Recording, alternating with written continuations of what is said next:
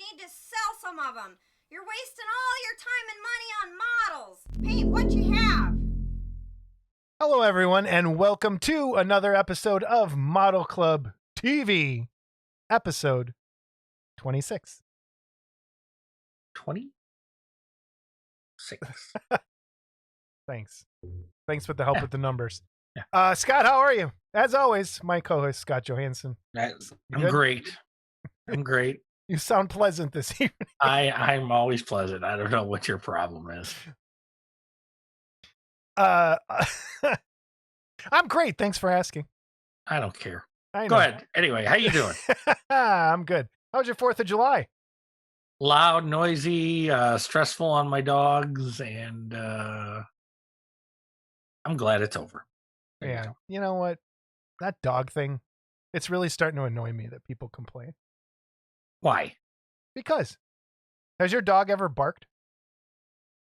Has he ever barked? Yeah. Not for 8 hours straight. But has your dog barked? When my dog barks, if my dog barks, I quiet my dog as quickly as I can, so Has it's a neighbor not an heard your dog annoyance. bark? I can't answer that question. I'm not my neighbor. I've heard my dogs in the neighborhood bark. I don't like it. Really? So that day is Does it payback. create PTSD for you? Do you get in the corner in the fetal position and say, it's dog barking, I was attacked as a dog? I don't care. No, I think 4th of July is payback for me listening to dogs all year long. So anyway, the dog lovers are going to chime in. Anyway. Yeah. Please, all dog lovers, jump this jag off ass. Yeah, I don't care. Okay. Come at me, bro. Other than that, things are good. You had your holiday party you usually have? I sure did. A big barbecue? Did you cook? The big barbecue, yeah. Did you swim? No, but I did swim for the first time in this pool since we've lived here. Wow. How many years is it now? Last week or the week before. And I scared my wife to death. Oh, no. Basically. You took your shirt off? No, I didn't. No, Okay. No. Oh, there's Scott in the pool. Oh, look at that. There I am in the pool. All right. So I'd gone out there in some sweatpants and my slippers, which my wife hadn't noticed, and a t-shirt. She says, those don't look like swim trunks. And I tell her, I'm not coming in. And she's in the middle of the pool going in a circle on a raft.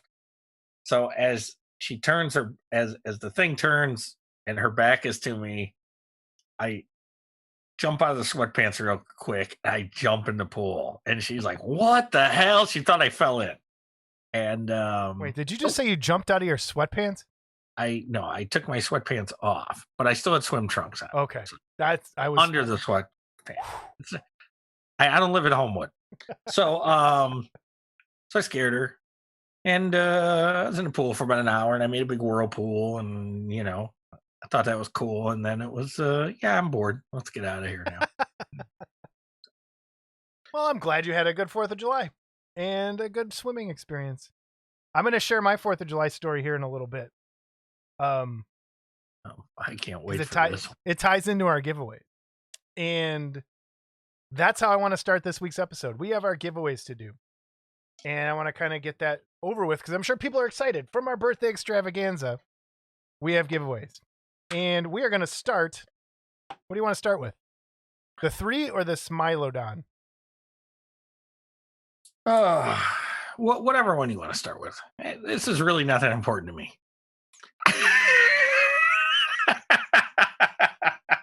What do you want to start with? That is staying in the episode so that people know what I deal with. All right, we are going to start with the... God damn it, you. Oh, man. What? The Smilodon. So we are giving away... Smilodon. For the Smilodon. From... Who, Scott? Typhon Studios, Mike Calvert, again, thank you. We sure appreciate it. And I think we got a lot of entries there. So, and there he goes. And the winner is...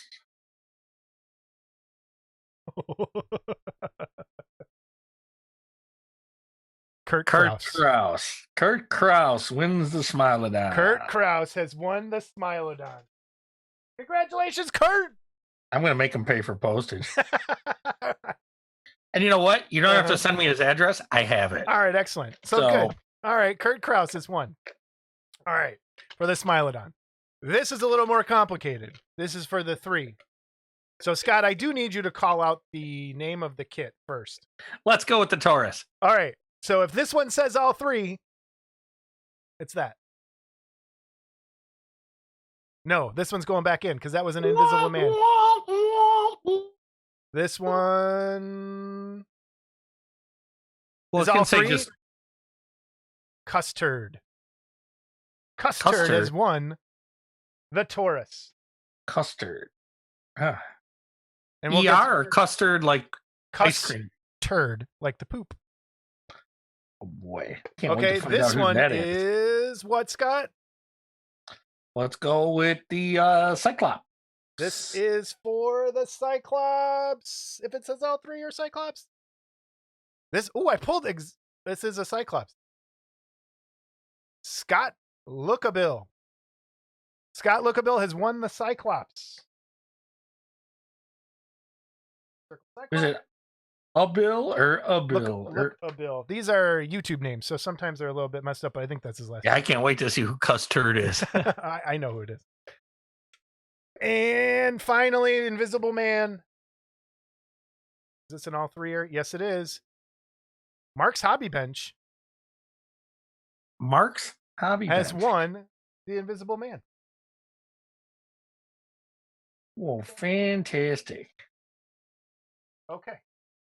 So all the winners, contact me or I'll and get me your information, or I'll reach out to you after you see this.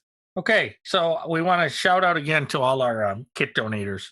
The Smilodon, Mike Calvert at Typhon Studios. Thank you again for this is, I think, your second generous donation to Yes. Model Club TV, and we appreciate that. Okay, also the Taurus from Equinox, given to us by Rob Madison on behalf of Escape Hatch Hobbies and Todd Powell. Thank you.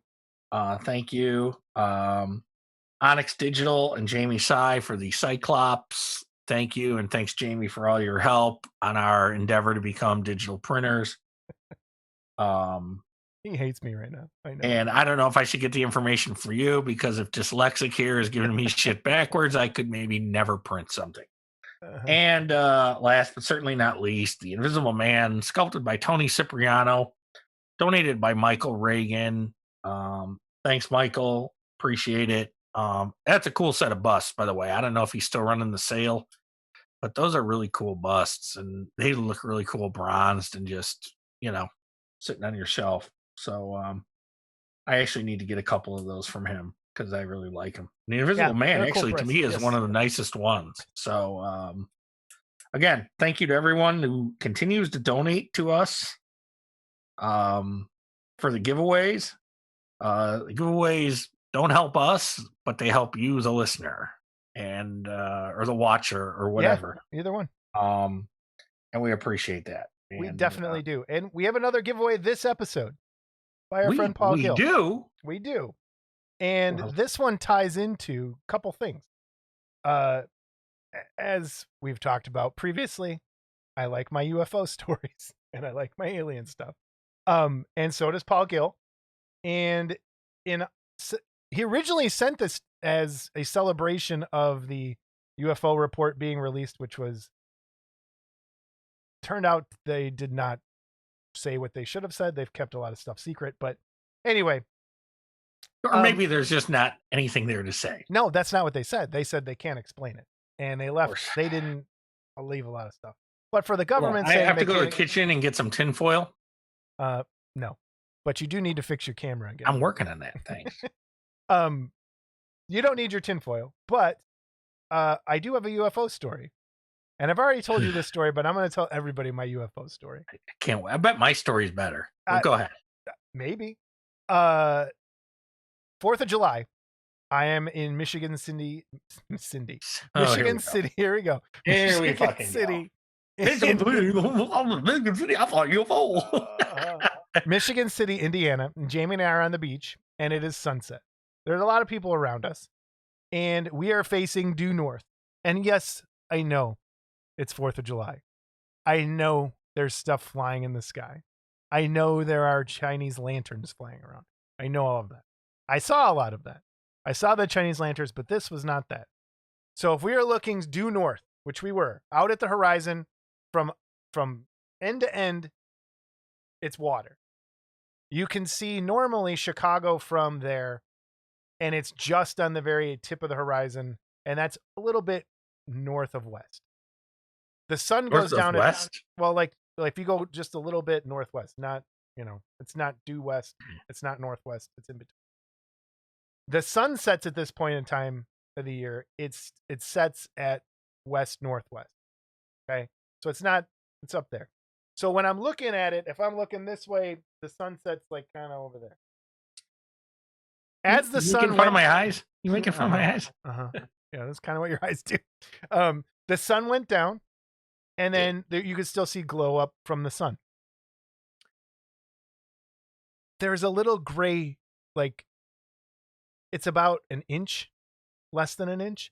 There's a gray streak that's going across the sky above the horizon at a very high rate of speed, to the point where it went from where the sun went down, which is not that far from Chicago, to about the middle of the lake, and then went into the water. Now, people will say, oh, it's a firework, it's this, it's that, whatever, that could be. But the size of this thing and the speed at which it traveled, I don't even understand, because it went to the center of Lake Michigan from out on the west coast of the lake, somewhere north of Chicago, and kind of left a trail behind it. I have a picture of it, but you can barely see it. It's just one of those, it's a gray smudge. Of course you can't see it. You can see it. There's a gray mark. You can see it in the sky. Please put it up here.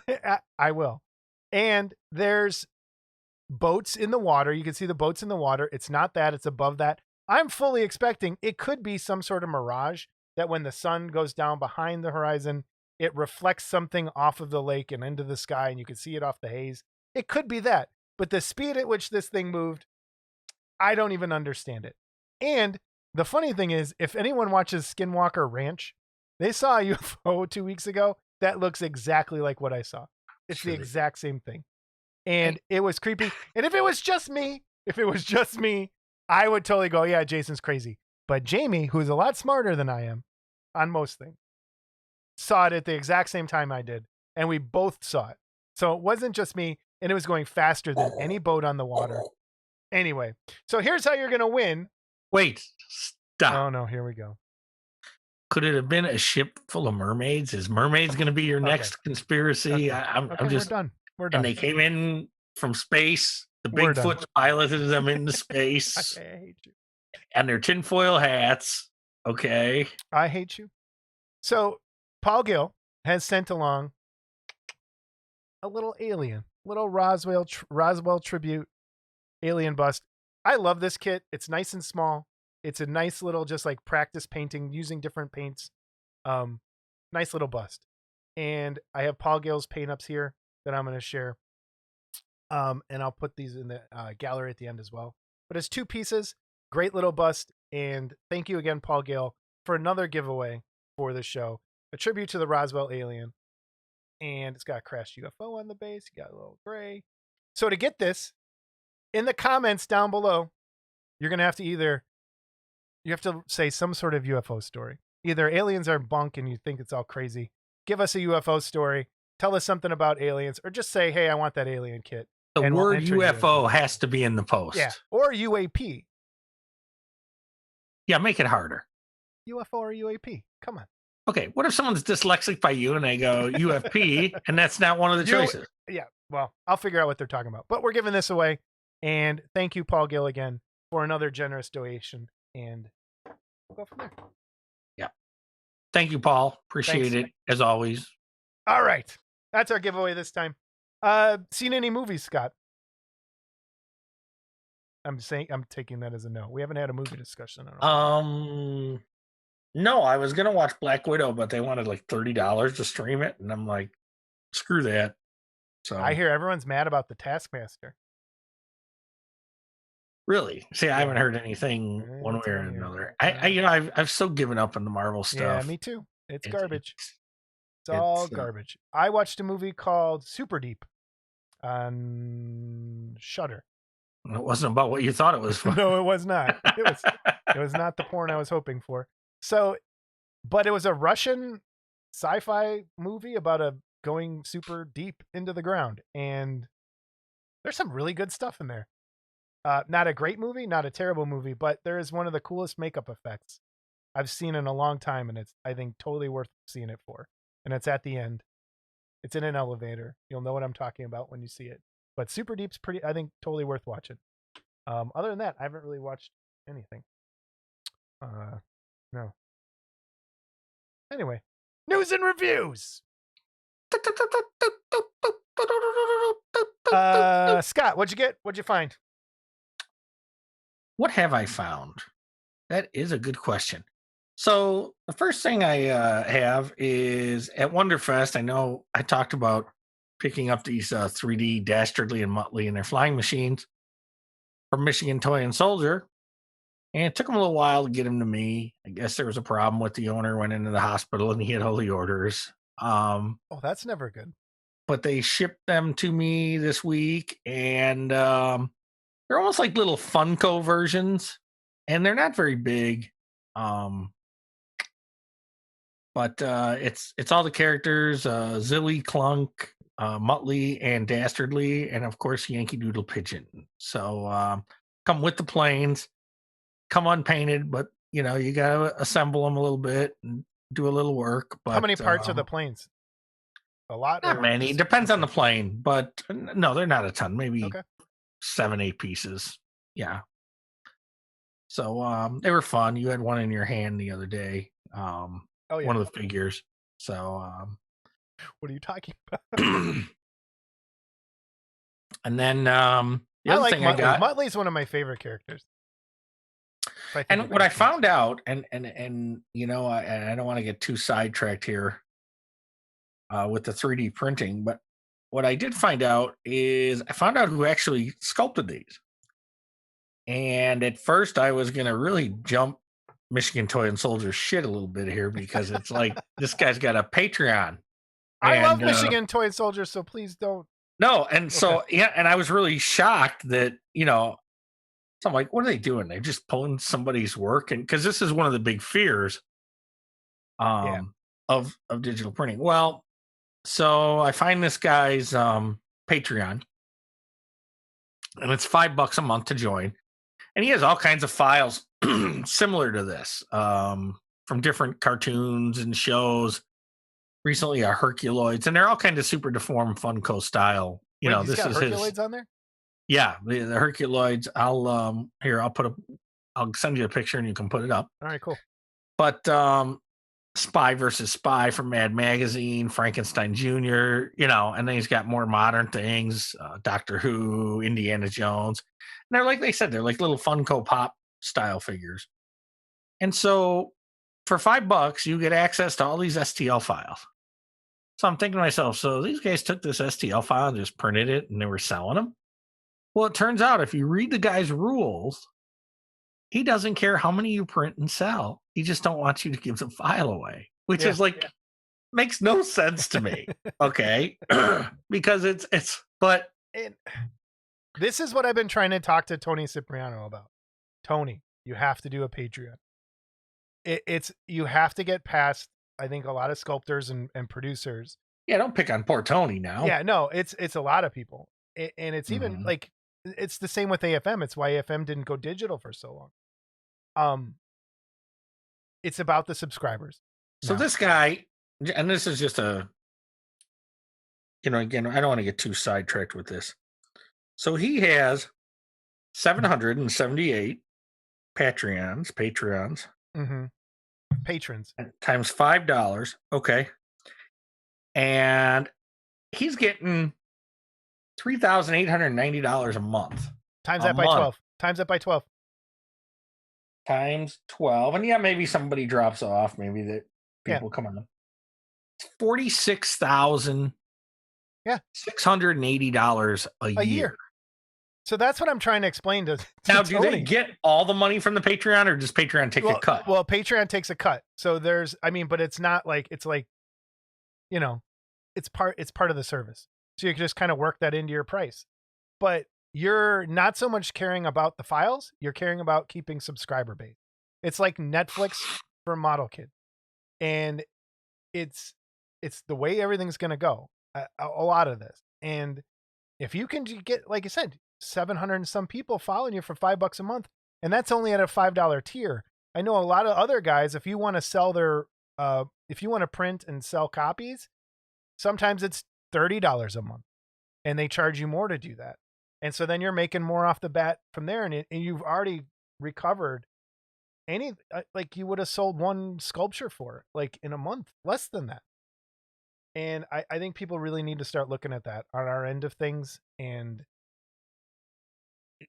especially the guys that are digitally sculpting. Yeah, if you can digitally sculpt, it doesn't hurt. Just put it up there and start a Patreon and just say, hey, and then sell copies yourself if you want still and print it for people, but you don't have to anymore. And it's a weird time. But anyway, like I said, we don't want to get too into the weeds on this. We do want to have our 3D printing episode here, I think the next one.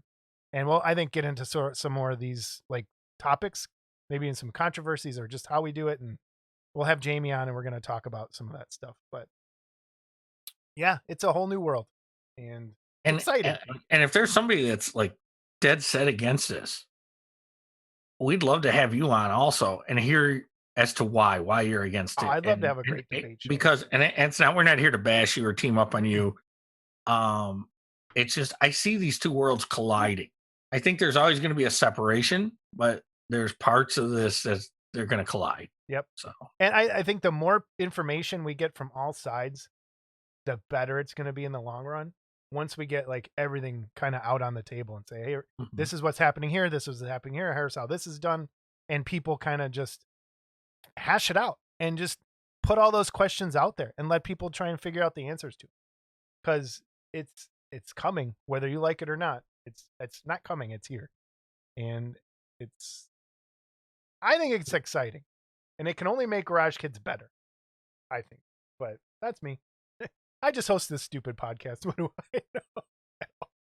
I want to edit it and do everything. Yeah, I know. Yeah, oh, you even got today's guest. Ooh. Anyway, the next thing I got was, and it's one I've been wanting for a long time. Mr. Cipriano is now selling these. I believe they're $150 plus shipping, and it is a Popeye, the classic McFlesher Popeye with Eugene the Jeep. And at first, and I'm going to be honest, and Tony, don't kill me. First, when I saw $150, I go, man, that's a little pricey for that, But there's a couple things that go on here with Tony's stuff. Tony prints solid, which is different than what a lot of guys do. Yeah. So it does take a lot more resin and time. Yep. The second thing is this thing is 8.5 inches tall, the Popeye. I didn't realize it was going to be so tall. And not even just, and I can say this too, he uses a more expensive resin. Yes. A much higher quality resin than a lot of people use. And it's, and again, so once I got this, it's worth every cent of $150, in my opinion. There's another picture here, and just look at the detail, like the two hairs that are coming out. Yep. That would never come out in a resin casting. Never. If it did, you'd break it off half the time when you're pulling it out of the mold. Yep. So, this is really nice kit. Tony was, got me one right away because he knew I've been waiting a long time. And he was in such a hurry that after he sent it, he got a hold of me and said, hey, I forgot to sand off the support knobs on it. I'm like, I'll deal with it. It's okay. And Jason was here at my house the other day helping me set up my 3D printer, and I showed him the Jeep part of this. There's a nice heft to that piece. It it looks really small in this, but it's like it fits in your hand so well. It's a really good, nice, hefty piece. Yes, and I'm gonna get on him. I want him to print me one bigger, and then just a Jeep. And then when Mr. Dennett does his, I'll buy that one too. So John, don't get discouraged. I still am expecting yours. because I didn't bitch at you all this time to not get it. So anyway, those are Cool. really the only two things I've gotten. And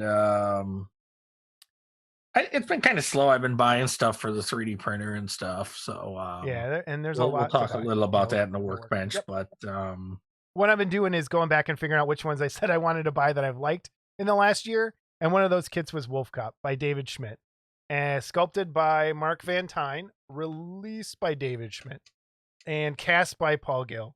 Let me turn on the overhead cam and bring in the Wolf Cop. It's a lot bigger than I thought when we first saw those pictures. And you get three parts. You have the base, which is this tree stump. There's this at the bottom. And then he plugs in there. Nice, easy build. The casting and is like just flawless. Nothing to even really clean up. This part just kind of plugs in. And there's the Wolf Can Cop. you make the sex sound again? The what? The sex sound. Yeah. If that's your sex sound, I'm kind of terrified. But that's where we are. That's our your Wolf Cop. sex sound. And I love this piece. And I love the movie. If you haven't seen Wolf Cop, please watch it. It's funny. I love how his hand just dwarfs that gun. And he still manages to get that finger through the trigger. But it's a cool piece. And thanks, Mark Van Tine. Side of the bottom. But if you want your own, 66zombies@gmail.com. David Schmidt on Facebook as well.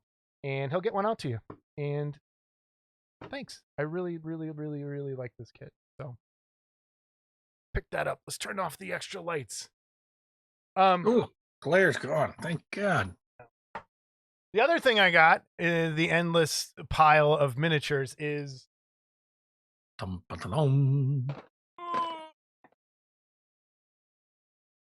new edition of Warhammer came out, of Warhammer Age of Sigmar. It came with tons more miniatures that are going on the pile. But there's some really cool new orcs in there. I know you don't care about this shit, but I do. You get a really cool picture that comes in there. And you get... my wife was doing a crossword the other day. And it was orc was the answer. It was a Tolkien. Was it spelled O-R-C or O-R-K? O-R-C. O-R-C, yes. Well, now they're in this version, they're Oryx. And these are the cruel boys. But I want you to kind of get an idea of what goes into an edition box and the amount of model sprues that are in one of these.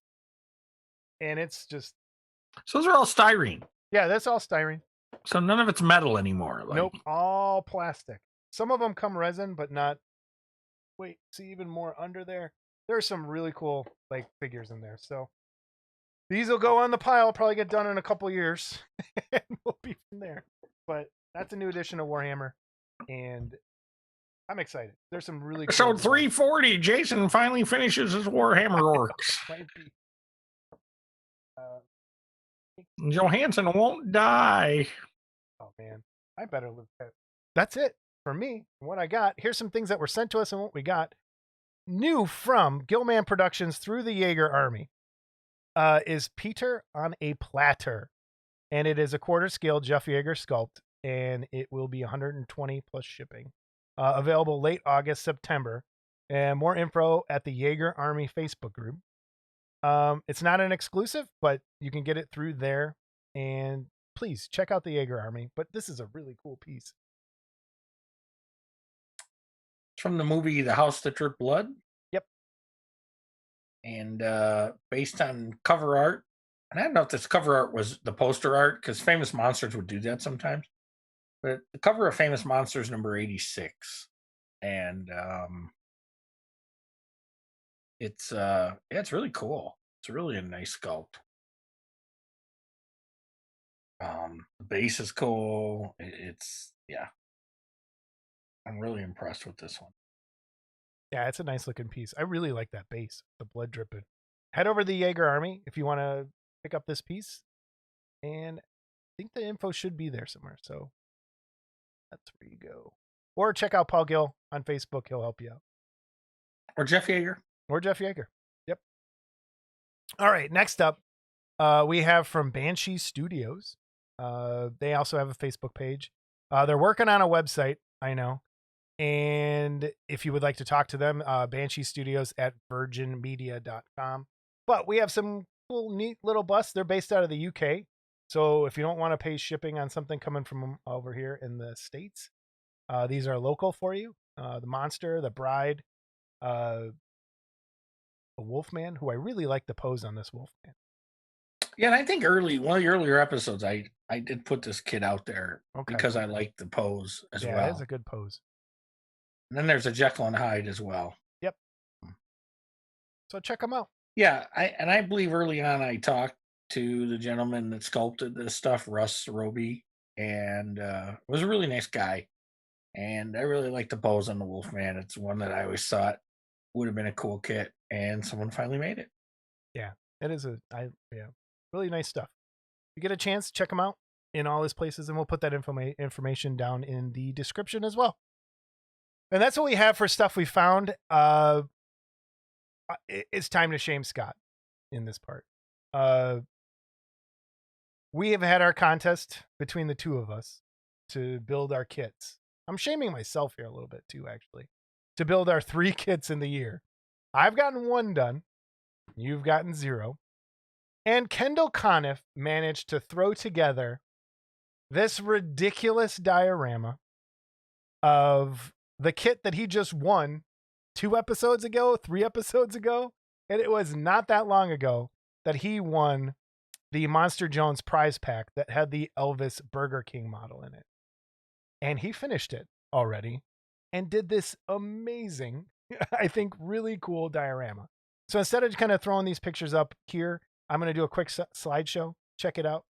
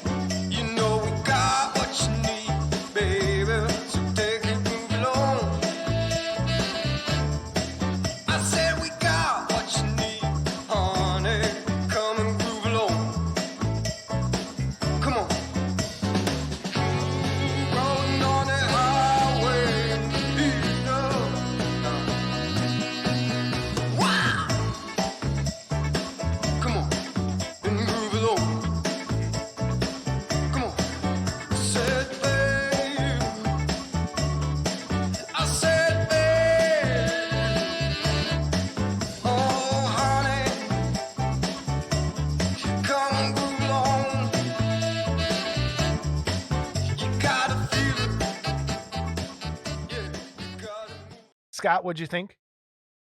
It's really cool. Man, the close-ups, the hamburger meat. Dude, the meat is crazy. It looks like real hamburger meat. Like ketchup bottle, the grinder, the cheese, just all of it. And so well done.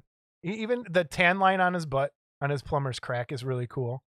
I think the grill, the grease on the grill is just like spot on. It looks nasty. It's like, I'm glad I'm not in that kitchen. Yep. And I think my favorite little thing is the jar of peanut butter, bananas, and the burgers. Because that was Elvis's thing, was the banana and peanut butter sandwich. If you have not had peanut butter on a burger, it is glorious. It is really, really good. Give it a try. But Kendall, you have knocked it out of the park on this thing. And I mean, this, back when we were doing the model club contest, this is what the spirit of. This is modeling. It's not just painting. It's making stuff. It's doing a cool idea. And I hats off to you, man. Kendall, this is great. And thanks for sharing it.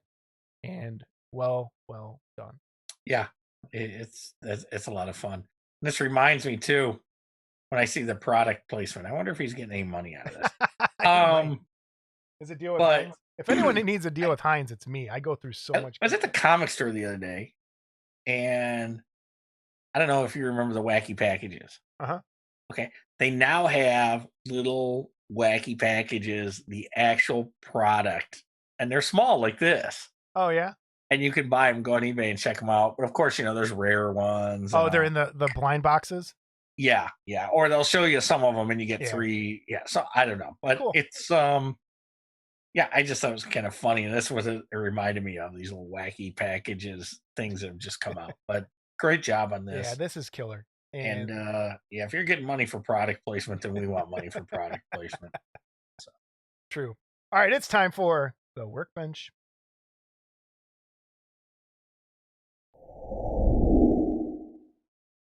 Workbench. All right, Scott. How's the workbench been treating you? Well, here's my pictures of my workbench. You got pictures this time? I'll send you a picture. Oh, yeah. Okay, great. All right. How's your workbench going? Well, I think because you were here helping me set up a new workbench. And as we talked about right prior to Wonderfest, I picked up an Elegoo Saturn 3D printer. And over time, with the Jamie Size help and Jason, I've been picking up little odds and ends here, the mats, various things you need for And there's a lot for this. And we'll get more into that the next episode. Microfiber cloths and stuff like that. Special glass cleaner. So anyway, Jason came over, got me going, set up my washing station, and we did our first print. Which, when I got home last night, I had been out with some friends, and you have friends? They came out. Yeah, you're a rook. And this is the test piece, and I don't know if the people can see it, but there's like a staircase in there. There's also like this little helix thing that printed right there. You can kind of see it. Hold on. It runs down the middle and twists. Yeah. And along with the rest of this, some lettering that you're probably not going to be able to read because it's not going to focus in on it. Yeah. But it was successful, and that's important, right? It was successful, and I actually printed 2 of them. Nice. And man, we should have a giveaway. Give the rooks away. Give the rooks away. Yeah, we could give those away. There's no giveaway. We could just print one up and give it away. So anyway, downstairs right now, I started my first print, which is a Yosemite Sam. And oh wait, what is it? It's Yosemite Sam. Or for those illiterates out there that say Yosemite. And there he is. Jason printed his up. Done. That's good size. Yeah, this was it's 150% when that little file pops in. But yeah, it printed fairly easy. And it's really nice. Nice little piece. That's a $5 file. And from what I could tell from the slicing software, about $4 worth of resin. Yep. And it's a nice size. You could paint that really quick. And it's a nice, I think that file's $10 now because I think I bought it on sale. But still, it's exactly why I bought this thing. So and we'll see if it comes out. Well. And if I may say something I just noticed, your beard looks a lot like the supports on the 3D printer. Okay. Yeah, kind of does. So yeah, it's important to have fucking big long head of yours. So anyway, I'm hoping my print comes out as good as yours. Now, are there any flaws on yours that you redid the head? I redid the head because something weird happened with the nose, but it came out okay. Which I mean, back to like my side of the workbench here, this week for me in 3D printing was a nightmare. I was having such a good run of things, and then I just hit a wall where like everything was failing, and now I'm kind of back where things are working again. So it's hit or miss. It's really disheartening. Put that thing up again. I want to see it again. You can edit it out, but I want to see it again. So how tall is that, you think? It's, I don't know. Put it next. What did you glue it together already? Wait, now my camera won't. No, it's not glued. It's that big. That's pretty good size, though. Yeah. I mean, considering he was a shorter character. Yeah.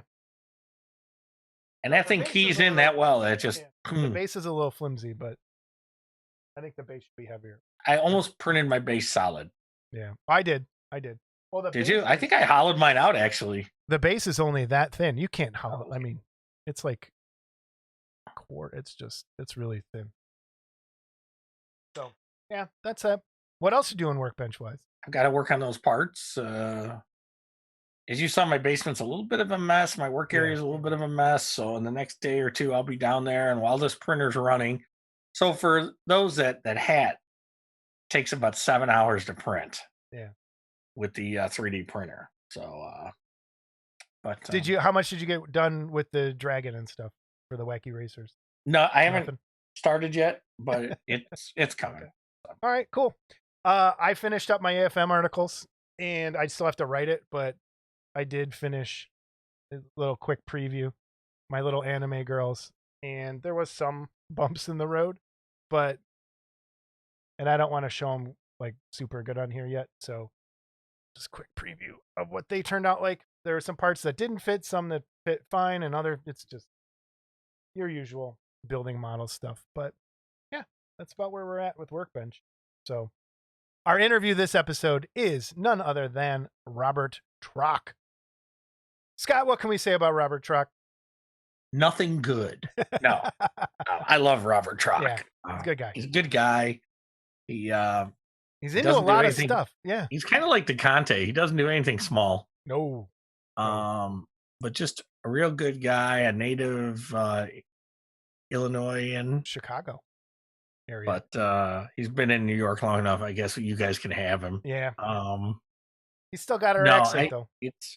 I got to know him more in the last 5 years, and he's just always a good guy, always positive, and he's really been supportive of us doing this and Model Club when we were doing the contest too. So it's great to finally have him on. It's one of those people we've been trying to have on since the beginning, and it finally came together this time.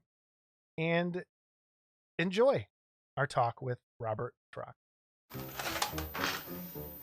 Oh, sorry, Decapitato. Looks like you gave the wrong answer.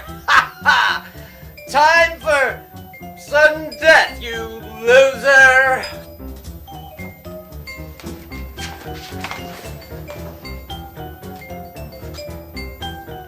All right, everybody, we are back with Robert Troch, our guest this episode. How you doing, Robert?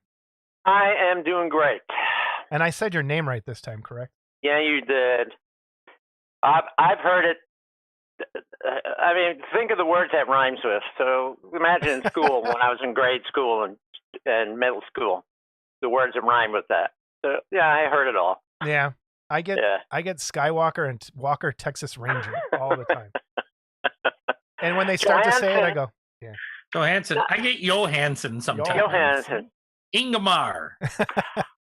I so know a guy when. Yeah. How you been? Good. Good. Oh, busy. What's keeping you the most busy these days? Everything, it seems like. I have the fitness business, so that keeps me kind of busy. We kind of opened up the fitness studio, so we have a few people in there, but most of it's still virtual. Then I have this 5-story brownstone that I own. So I've had a lot of trouble during lockdown last year with tenants not paying and dealing with the bank and some people moving and bringing people in. My daughter got married, and so her and her new husband moved in here. It's just one thing, and then something's breaking. Then I got a flood. Then I had this, that, and a diorama. So whenever I have time, I'm working on a diorama. Whenever the woman lets me. I thought he was going to say diarrhea. Familiar, fellas? I thought he was going to say diarrhea for a minute, and I go, what else can go wrong? What part of the world are you in, for people who don't know? I am in Brooklyn, New York, the garden spot of New York City nowadays. Okay. How long you been there? Oh, Jesus. 41 years. Hard to believe. Wow. Yeah. So when I came here, Like 6. New York City was, I originally was from suburban Chicago. What's up? Was born in Des Plaines. Okay. In Lutheran General Hospital, to be precise. Oh. Then I went to kindergarten there, and then we moved up to Riverwoods Deerfield area. So I was up there all through high school, and went off to college for just about a semester and quit. I wanted to play drums, which I did. So me and my buddy, who was a year ahead of me in high school, we came out here to New York City. 1979, we scoped it out. We knew a girl that went to Pratt Institute, the art college here. It's right around the corner, actually. It's right near here. And I had no idea I was going to still be out here all these years. I got married out here, got divorced here, had a daughter here, learned all different trades here. So here I am. You were in New York as a drummer during some of the best music times in the history of the world. Now, I knew a lot of those people, yeah. Wow. Favorite show? Can you just real quick off the top of your head? Favorite band you saw? Live show? Yeah, favorite band? Yeah. I saw the Dead Boys, the punk band. By the time I got here, they were just about done because the drummer had been stabbed and almost died. So they had a reunion show at the Ritz. It's not the Ritz anymore. Now it's the, what do you call it, hall? I can't remember what it is. And at that show, they had all five of them played. Joey came and introduced them. Johnny Thunders was there. All these guys. So a lot of them are dead now. And the Dead Boys, it was really a great show. I mean, I could see why they were a great band. I was lucky to see them that time. I saw a famous Public Image show here once where they had a riot. Nice. They never. Long story. They actually didn't play on stage. They just had a movie screen down, and it was just feedback. And they just showed whatever's going on behind the screen. It was not a band. I can't even remember. So people were throwing chairs from the balcony, and there's a riot outside. That was a typical. Yeah, I've been to a show like time. that. It was a typical time here. Very cool. Shows, yeah. So all the places were here then, CB's and all of them. So the closest I ever came, and yesterday was the anniversary of it actually. Disco Demolition at Old Comiskey Park. Were you there? Yeah, I was there. Yeah, I remember that. I did not go on the field, but I was there. So that's awesome. I'm proud of you for not going on the field. We were in the upper deck, and we were baseball fans too. So we're like, okay, it was a double header. So we're like, all right, let's get on with it, and it was crazy though. It was like surreal. Just people were throwing records and stuff, and it's like, throw a record like across a baseball field, and some unsuspecting person gets hit in the head with it. You're gonna slice them open, okay? It was insane. And so I think I was 16 at the time. For those of you who don't know what Disco Demolition is, Google that and watch the video. Yes. Yeah. And but yeah, it was crazy because it was pre-cell phone, and we were in the car. We were stuck in the car at 35th and Shields. Right nowadays, you'd be dead at that corner. Oh yeah, and so we're like, it's the same corner for like 45 minutes, and we're like 2 cars back, and the cops aren't letting anybody go through. And we got a block, and we're on the Dan Ryan going home. And so me and my buddy get out of the car because we're smart asses and go up to the cop and say, "Hey man, been sitting here like an hour. What's the deal?" And the cop said, "You want to know what the deal is?" And I go, "Yeah." And he goes, "Do you know what's down the street?" My buddy says, "The police station." He goes, "That's right. And if you don't get back in your fucking car, that's where you guys are going to spend the night." And we looked at him and said, "Thank you very much." Turned around and went and got back in the car. But the bad thing is, by the time we got home, all of our parents had called each other and were freaking out because they had no way to get a hold of them. So they didn't know if we were. All that was on the news was a big riot broke out and all that. So yeah, it was Disco Demolition. Disco Demolition. Is he Steve Dahl? Is he still in Chicago? Yes, he was just on the radio up until like last year again. Now he's doing podcasts. He's doing this. So really? He's still around. All this aside, how did you get into garage kits? I probably really where I started, like probably most people that come on this our age, it was Aurora kits back in the early 70s. So I had all the monster ones, all the superhero ones. I didn't know what I was doing, but I built them, right? Kept the boxes. I think when we moved, I blew some of them up or threw some away and burned them. I can't remember. Burning them is always fun. Burning, yeah. They died bad deaths. So by then I was way out of that. I was, by the time I came here, I'd forgotten all about any of that stuff. So it was 8 years straight of booze, drugs, everything here. So all that stuff was, and then when the smoke kind of cleared, eventually I got literally. Yeah, that's right. That's right. Well, you know what happens? The guys start splintering off. People, it gets to be too much, and some of them go off. They do something else. They get married. They join another band, or whatever happens. And then you're kind of left thinking, well, what am I going to do now? Yeah. So I started learning. I worked for my landlord. He renovated buildings, so I started learning how to do renovation, that kind of work. Got married. Once I had my daughter in '95, I think it was, I was starting to go. Me and a friend of mine went to Chiller. I said, "What is this Chiller thing? This looks cool." Because we used to like to watch old Universals and movies like that. So I went there and I started seeing all these kits that I didn't even know existed. This was like mid-90s or mid to later, 96, maybe 97. I was blown away by this stuff. So what the fuck is this stuff? So I saw how much it was. I said, I can't get into any of this. And eventually I kept seeing it. And I got really back into Japanese kaiju movies again by the time my daughter got a little older because she enjoyed them. And it kind of pulled me in, so I bought a couple Billikens, and I built them. And that's where it started. I just kept going to Chiller, and that's where I met, a lot of the New York guys, Saul and Scott Kelly and Vin, the late Vin, no longer with us, and all those guys. Then it was pretty early on that I started looking at them and saying, you know what, they look kind of okay standing there. That one needs a better base. And that was when my days of diorama, it started pretty early on for me. I started accessorizing. And not too long after that, I would throw the bases aside and make one. That's what I always do now. Boom. Now that they're like this big. Yeah.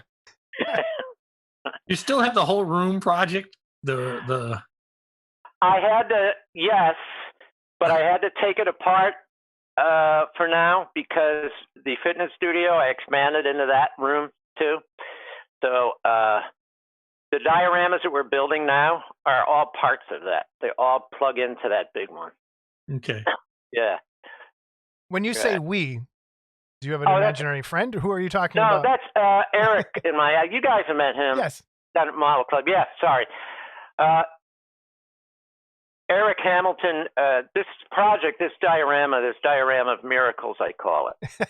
I call it that because it'll be a miracle if I ever finish it. When it's done, at last count, there was at least like 170 kits in this thing. Oh man. Yeah. So picture if you went to Disneyland. Here's how Terry described it once. Terry Webb. It's kind of like the Disneyland. He said, I've always thought someone should do something like this when he first saw it. Over here is science fiction land. Here's whatever land. Here's Frankenstein land, whatever. So it's got everything in it. Okay. And I knew I needed help with this. So while we were doing our Halloween shows, which I'll talk about later, Eric, who I worked with, we worked really well together for these big shows that we did. And so when I closed them down in 2015, I said, okay, let's do some diorama stuff. And he came from a painting background. He went to art school anyway. So he said, yeah, because he used to paint miniatures, these size. So we've done 1, 2, 3. We're working on our fourth one now. Our fourth diorama, Okay. yeah. So he's right there. He's loving it. And I need the help because I'll never get all this done, just me. Where do you keep these giant things now at this point? Yeah, a couple are, well, I got this one here that I brought in, but a couple of them are in the other room. There's a couple more in the basement. When I get my fitness studio partially closed off, I'll have my room back, and I can move it back in there. Or I'm just going to sell this place and go upstate and buy a house somewhere and have a barn outside and put it in there. That's really my dream. That's kind of what I'm starting to go. I've lived here long enough. That's kind of my dream too at this point. Get out of the city, get a farm, and a big barn. Yep. Yeah. And Scott can come by, milk the cows for you. Yes, he can milk the. I have a big barn. Thanks. Oh man. So the big diorama, by the way, the diorama of miracles. Speaking of hell, so an idea occurred to me years ago.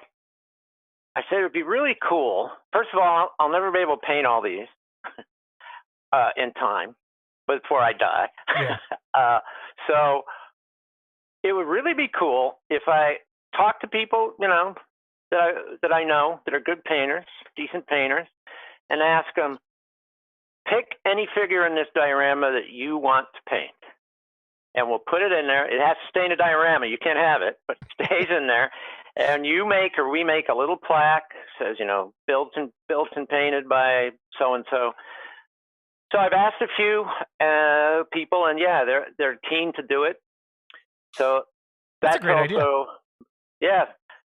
So Jason, you never know. I might be asking you. I'll do it. I'm down. I'm game. Yeah. God, I would ask you, but I don't have 10 years to wait. Apparently you do. Yeah, right. Well, let's see who gets done first. Oh man. How did you find? We didn't officially first meet, I think, until Model Club 1, the first contest we did. No, oddly enough. Yeah. But I went back and I was looking when Matt passed away. I was looking at pictures. And we're standing next to each other, like in the background. You're here talking to somebody, and I'm like right there, and we're standing next to me. And like some of these pictures I found, I'm like, how have I never like actually talked to you until then? It was so weird. I saw that picture. I was talking to Lonnie and Sue. Yeah. You know how I think I heard you guys mention this. It's funny. You just kind of travel in these circles a lot of times. And you don't meet some of the people outside of it for whatever reason. I try to. That's why I go to the parties and stuff to try to, when I'm at Wonderfest. So I can meet some other people. So I'm not stuck in the New York Mafia out here. Yeah, get away from those guys, man. They'll bring you the Jersey Mafia. Let's get it straight. Not the New York Mafia. It's the Jersey. The Jersey Mafia. Now that Saul was moved. Wait, Saul moved too? He moved down to Florida, yeah. Oh, wow, okay. Yeah. I'm one of the few, you could call me maybe a mascot, because I don't have an Italian name. All those guys. Or the accent. Yeah, or the you accent. don't I don't have that either. I got the Chicago one. That's the only good one. So. That's funny. When I meet girls from Buffalo, it's a similar kind of accent, and I always like them automatically. The Buffalo girls. We do have the best accent.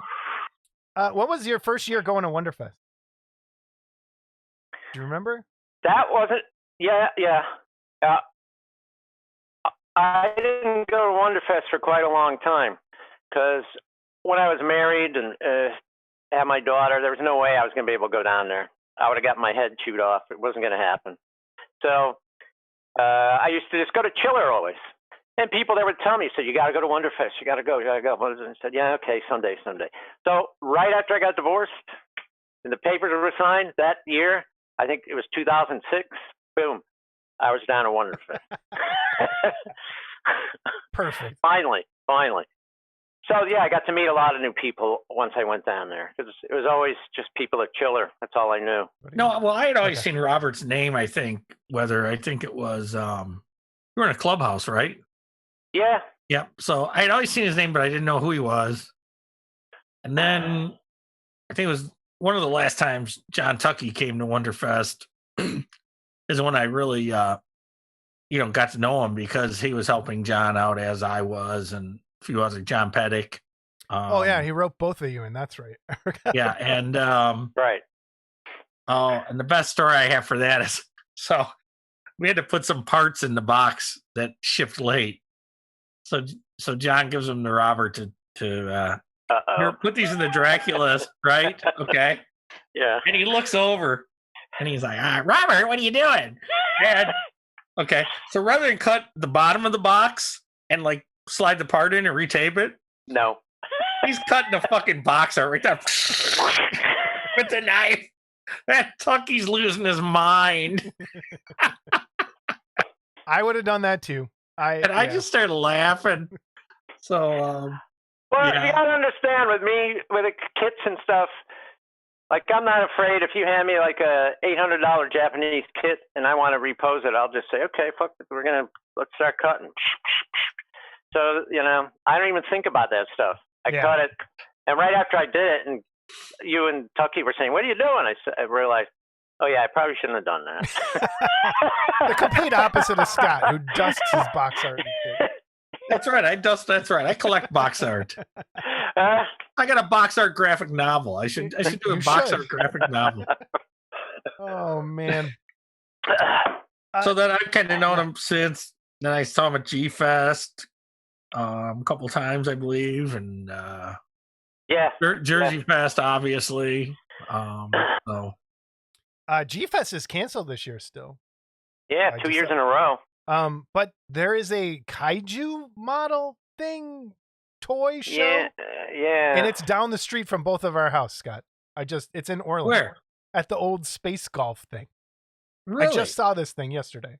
Look it up on Facebook. I'll share a link or something to it. Get it out there. When is that?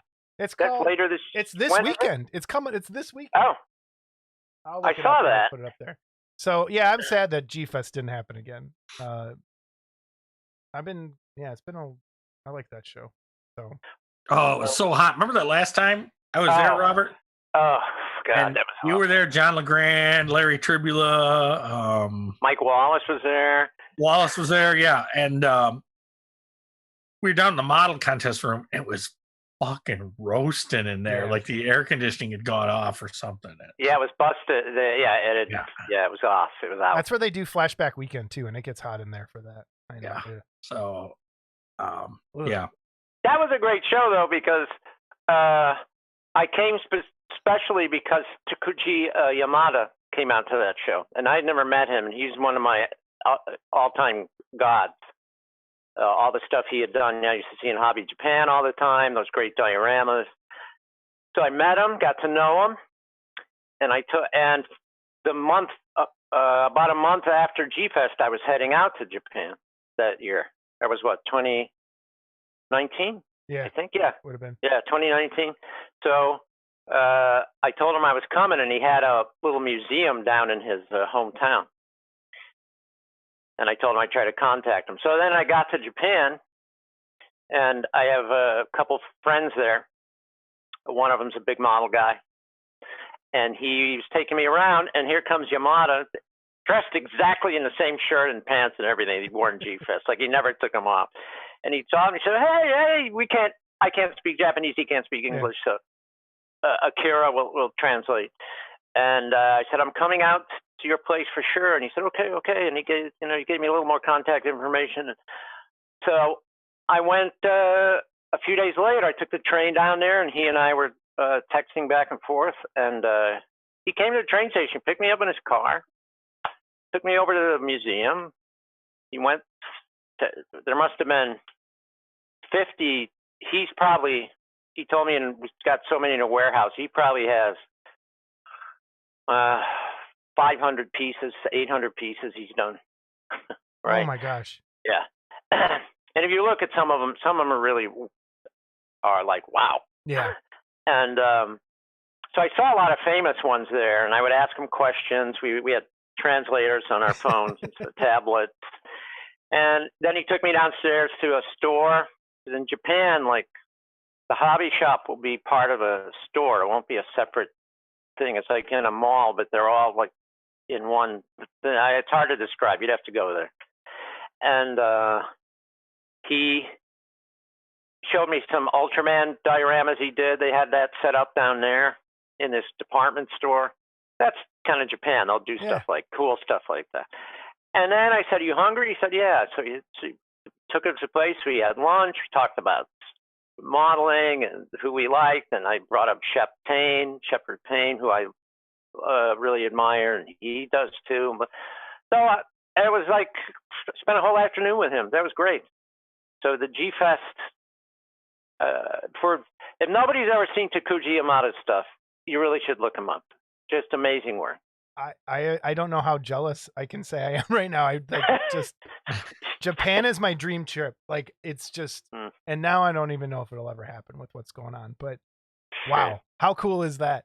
When you first got off the plane in Japan, what was your first like? Oh, this is not America. That wasn't my first time. That was my fourth time. So my first time. So my first time there. See what divorce will buy you. See what divorce will buy you. Scott, should we make the rest of the show just me making him grovel? Oh God, please. I get bored doing it. So the first one I went there, I timed it so I was there for the premiere of GMK. Oh wow. So I was there for that. That was 2001. Yeah. December 2001. So I went there and I was at the theater. I met Sean Lincolnback out there. If anyone knows who that is, he was a big Godzilla toy guy back in the day. So he knew his way around. He showed me around. But when I first, got off the plane, I was like, it's overwhelming. This is not, I can't speak the language. I mean, everything's marked pretty good there in English, and they're very helpful. So I found that out pretty quick. Learning to use the subways in Tokyo was an ordeal at first, how they use the tickets and stuff. Because New York, I didn't have to do any. It's a different style. You just hop the turnstile, right? You're one of those. They do a turnstile, but they have like a ticket, and you pay. In New York, you get on the train, you just pay a flat fee. Yeah. There, if you're going to a certain destination, you have to look. It might be more or less than if you went 6 stops later. So it charges you that way. Yeah.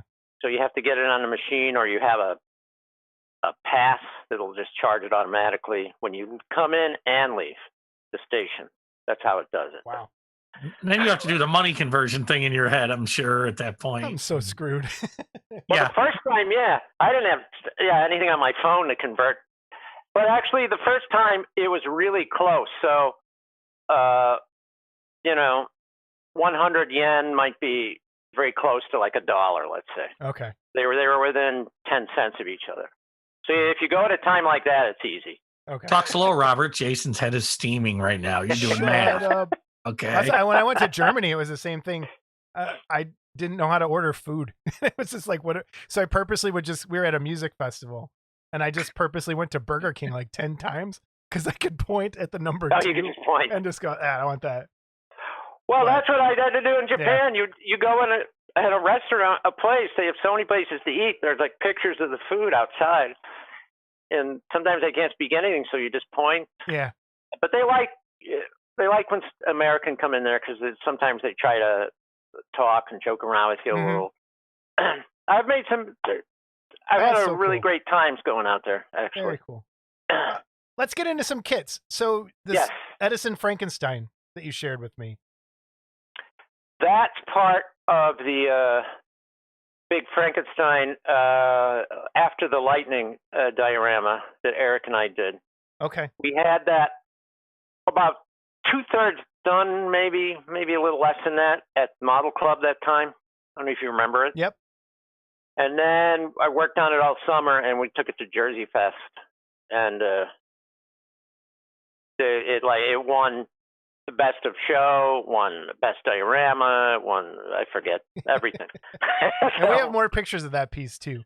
How do you, like, when you build something like that, I've seen what you had to do, but for everyone else, he brought this from New York, all the way down to Kentucky. Explain the nightmare of carrying that thing around. Well, when I build them, I always keep in the back of my mind that I got to be able to transport the damn thing. So the one we're working on now, for instance, I'll tell you about that one. Okay. I don't want to give it away too much, but so I have to make the base in pieces. It'll come apart. The figures come off. So we have to make boxes special for some of them. So I found for the big pieces, I get the really thick foam core, and I make boxes out of those, and that protects the stuff really well. And you can stack stuff on top of that. And the card, Eric now makes for the figures, for all the figures now. This is really great. I got so sick of, you go to a show, you would see Tucky doing this, speaking of John Tucky, we were earlier. You know, you bring all the build-ups to a show, it's all wrapped up in bubble wrap, you have to unwrap them, put it out for 2 days or whatever it is at Wonderfest, and you got to wrap them all back up in bubble wrap. You're there for forever doing it. Eric now makes boxes. We find a box that fits the figure, and you buy a bunch of foam, thick foam, and he cuts out imprint for it, puts it in, has an imprint on the top, put it on, close the box, and it's been amazing. So because we had to move so many things, we came up with these ways to I like that idea much better than wrapping with foam. Oh, I got so sick of doing that. And every time you wrap them, fingers break or something comes off. Or I'm sure we've all had to deal with that. How many hours did you have into this? The Frankenstein one? Yeah, because I'm showing those pictures now. That was, geez. It was less than... I can't say hours. I'll say time. Okay. On and off, that thing, probably when I first started it, then I had a long gap when I didn't work on it. I'd say 1.5 to 2 years that thing took. Wow. Yeah. Because there's bashing and everything there was scratch built almost. The original idea for this one, I will go to the first Model Club 1 entry in a second, but for this one, what was your initial, like, this is what I want to make? It was big. Originally, I did it for the big diorama, the big diorama Miracles. Mm-hmm. It's kind of a centerpiece for it. And I wanted a Frankenstein laboratory. And John, there's a lot of John Tucky's kits in that one. Uh-huh. So I had them. I said, why don't I do a scene with the bride and the doctor, both the doctors and the monster? And I said, well, the Phantom would look, because the way the big diorama works, there's like little scenes next to each other, and some of them interact, some of them don't. So we'll put the Phantom with Christine next to that. And then decided, well, we put, instead of Fritz, we'll get the real hunchbacks and we'll put them up there. That'll look cool. And then I had this idea I got from Shepard Payne about a half-silvered mirror. That Edison Frankenstein's hidden behind a half-silvered mirror. So if with that, it reflects like a regular mirror from the front, but if the room is a little bit, not too light, but it's a little bit dark and you light the back, you can see what's behind it. And there's a reflection going on at the same time. So it gets this cool effect. So my buddy, I got to call him out, Matt Lawrence. Matt's my guy. So Matt, when you're watching this, thank you, as always. Matt who? No, I'm just kidding. Lawrence Matt. He was on. We had him on. Yeah. I met him at the first Jersey Fest when Dave did it at the college, when Dave moved it out of the basement. And I went to Matt, because I brought that big diorama there. Dave asked me, and I said, well, let me see if I can move this. I'll never do it again. So I brought that to Jersey Fest. We put it together there. I'll never do that again. Now it's even bigger. And that Frankenstein lab, you could see it in a rough stage on that if you were closer in that picture. It's sitting on top of the table. Yeah. And when I add more stuff to it, I have a King Kong way up on the wall, and he's facing off Godzilla that's on the other side of the diorama. So there's a creature. The Black Lagoon's going to go on the side. Faye Ray's down there. What King Kong you got up there? It's the Moohead one. What a great kit that was. So, all right. Sorry. Go ahead. Yeah. It always ends up about Scott. You notice it's always. Yeah. Funny about that kid, isn't it? Yeah.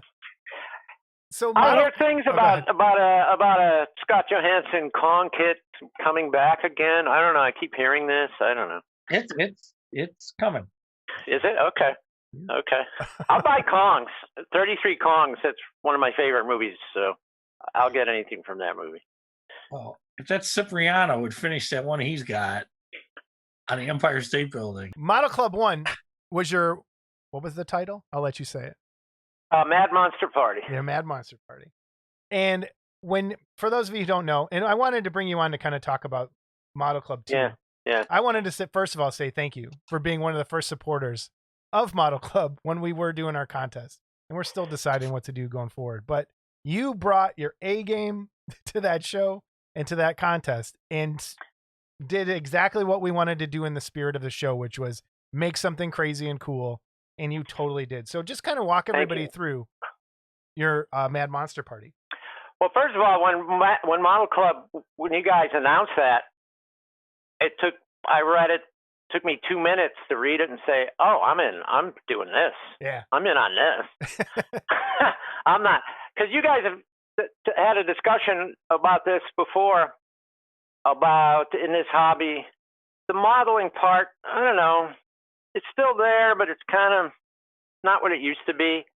It's a lot about, taking something straight out of the box and painting it, which there's amazing painters who can paint a lot better than me that I'm blown away. Yeah. The busts and the stuff they paint. I mean, that's tremendous. And I don't want, because I always say this and I feel like I offend people when I say it, but there's painters and there's modelers. And sometimes you're both. Sometimes you're one, sometimes you're the other. And there is a lot of painters in our hobby. There are not a lot of modelers. Yeah. And there's amazing painters in our hobby, and there's amazing modelers, and there's a few of both. But hey, Hobbly.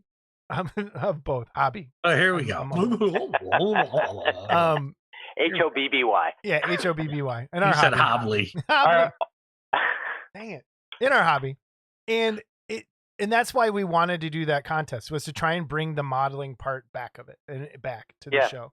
I got that right away. Yeah. And a lot of the guys weren't allowed to enter the contest anymore because they were judges or they were writing for AFM. And we wanted to give this opportunity for people to do it. And so you jumped right in with your Mad Monster Party and killed it. Like, you really did. Well, thank you. I had an idea originally for a few years ago about something. It was different than what it came out to be. That I was waiting for. Speaking of Tony Cipriano, remember he did those first 3 Mad Monster Party toys about 10 years ago? Yep. And I wrote him. I said, "You gonna do more?" He said, "I don't know if they're gonna sell well enough," because he wanted to. And I say, if he gets enough of these, I'll just bash these and make a diorama. But he didn't. So I thought, okay, Model Club has a size restriction. What if I use 1/6 figures of the monsters from that movie, the puppet? I use Universal monsters or whatever you saw in the movie version of them, and they're partying. Can I make it work in a forced perspective to make it fit in the size restrictions? So I took it as a challenge to try to do it. And of course, I had to bash the crap out of a lot of those kits, which I constantly do anyway. That Frankenstein, the Bela Lugosi Frankenstein on his knee, for instance, I had to bash the crap out of him. Yeah. What did you use for the most of the, walk people through, what did you use for the base, like the actual frame of everything? Believe it or not, that, and I wasn't sure if it was going to work, but it worked really great. That is all styrofoam. Oh, wow. Okay.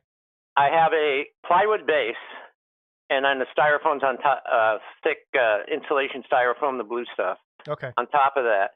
But the walls are all, I guess it was 1 inch, 1.25 inch styrofoam. So I had to carve it all, and after carving it, I use styrofoam coating, which really hardens it well. Some good stuff that Hot Wire Factory makes, some good stuff for that. Wait, I've never heard of this stuff. What is this? Yeah. It looks almost like a plaster. Okay. You mix it up, and sometimes I want to stick. I throw some Elmer's glue in it, mix it up. Can't say plaster to Jason. It's better than plaster because plaster it dries differently, and you can mix grit and stuff with it. Hot Wire Factory, it's called foam coat. Okay, I'll have to check that stuff out. Yeah. Cool. I have a new method I use for the other bases, which I could tell you about when we get to them. Sure. But then for the roof, how did I do the roof again? There was a lot of balsa wood, basswood, I think. And that tower is all at the top with the serpent, or the tentacle coming out of it. That's all balsa foam. Nice. I rounded it off and carved it. We're still Very cool. actually. I'm adding a plane to that with a zombie in it one of these days. I keep meaning to do that. Where does it reside now? Is it still together? I hope. Yeah, it's in back there? a couple Okay. rooms from here. Yeah. Cool. When it comes to your kaiju kits, what's your favorite? Number one, and then how do you go about deciding this is the scene I want to do? This is Which kaiju is my favorite, or Yeah. which kid is my favorite? which kaiju, and then we can go from there. And your kids. It's a tie between Godzilla and probably King Ghidorah. I like Okay. Rodan's right behind them. I like him a lot. Those are probably my favorites. I'm a classic guy. Yeah. I mean, I grew up Channel 9 and WFLD Channel 32 watching those shows, right? More Chicago. Yeah. it's so good to have other people. that know. Creature features, Screaming Yep. Yellow Theater, all those. Yeah. That's where I learned about all that stuff. Yeah. And we had some of the Super 8s too. Remember those Super 8 Oh, Ken wow. films? Yeah. You get them in like Turnstile or one of those stores. You get 'em, or that's where I got them. Jason doesn't even know what that is. I don't know what Turnstile is. It's before his time. Yep. Turnstile wasn't around a long time, but it was around. I remember them selling those films at Kmart, though.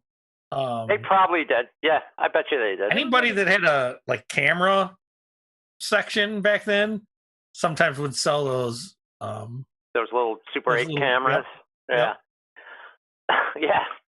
And then, like everybody else, I had a cassette recorder. So, when those movies came on, you'd record them. I'm sure we all did that. Yeah. Yeah. So kids, this is way before VCRs even. That's how long ago this was. Wow. Our first VCR was like 100 pounds. Remember those things? Yeah. With Yeah. the levers. But remember, they lasted forever, though. That's true. The- We still and have then that true. somewhere. The tapes were heavier then, too. They were thicker and they were better quality. Yeah. And And then everything gets cheap as shit and falls apart just Yep. like everything. Like cars and everything else. Man, So- oh, man. what I remember about this diorama is we were trying to get everybody in there to set their kid up and leave. And it was like, we're waiting on Robert. He's still setting up. He's still setting up. He's still setting up. And That's right, because there were the rules for that first one. We're Oh, trying yeah. to keep. Yep. You were supposed to not know who built what. So one person at a time, you were supposed to go in there and set up. But Yeah. It didn't when you work. start to get to know people, you say, "Oh, I know who did that. I Yep. know who did that one." Like I saw Mike Wallace and said, "Okay, that's Mike's over Yeah. there." You can pick people's stuff out of really quick. Yeah, yeah. That's funny. You can pick their styles or their interests. And that room. That was the first time for all of us. I mean, we were all in there. The atmosphere in there was really cool. It was like, Yeah, I'll throw some pictures up that I have. It was really cool to get, eh, it was people that really hadn't met before that point and that's true. just talk about models. It's why this kind of turned into what it is, I think. This show. I'm glad you kept going with this. Yeah, me too. Sometimes. Well, Especially when Scott makes a face like he just did. yeah, I'm thrilled we kept going. you got to do something to keep this guy alive. This is it. Model Club. Oh, he had auditions. He had letters coming in. They weren't even going to let this fat body get cold in there. That is true. So your Godzilla versus King Kong, that's behind you, and we have pictures of. I don't think I've ever seen that movie. Yeah. Yeah. I've seen that movie. It's a joke. You got me there for a second. I heard you saw the new one too. Yeah, and I'd rather watch the classic, that one, than that piece of shit that I wasted 2 hours on. Okay, but anyway, go ahead. Sorry. Speaking of that movie, the new one, just got released in Japan finally. So one of my friends there who had asked me a couple months ago, and I didn't give it away. I said, well, there's one that shows up at the end. I don't know if you're going to like it. It's really not a Godzilla movie. It's a Kong movie. I'm not going to say any more. So he texted me or IM'd me a couple days ago, said I saw it, said you were right. It's basically a Kong movie. It was the worst movie of the legendary that I've seen. And he didn't like really any of the legendaries. I haven't either, actually. And he said the Mechagodzilla is the ugliest thing I've ever seen. It is. It is ugly. Yeah, it's ugly. It is very ugly. He's obviously never seen Jason's beard. This guy. And that first Mechagodzilla was ugly, but in a cool way. Like it still had a style to it. It looked old. Right. It looked, blocky. This was just like the Transformer movie. Yeah. Like extra shit everywhere that you don't need. They can't help themselves anymore. No. Because it's CGI now, they can do it. It's like Jurassic Park, the question, just because we could do something, you never stopped and ask yourself if you should. Right, exactly. Right. Just pare it down. Yeah. Which is the charm of this movie, the original one.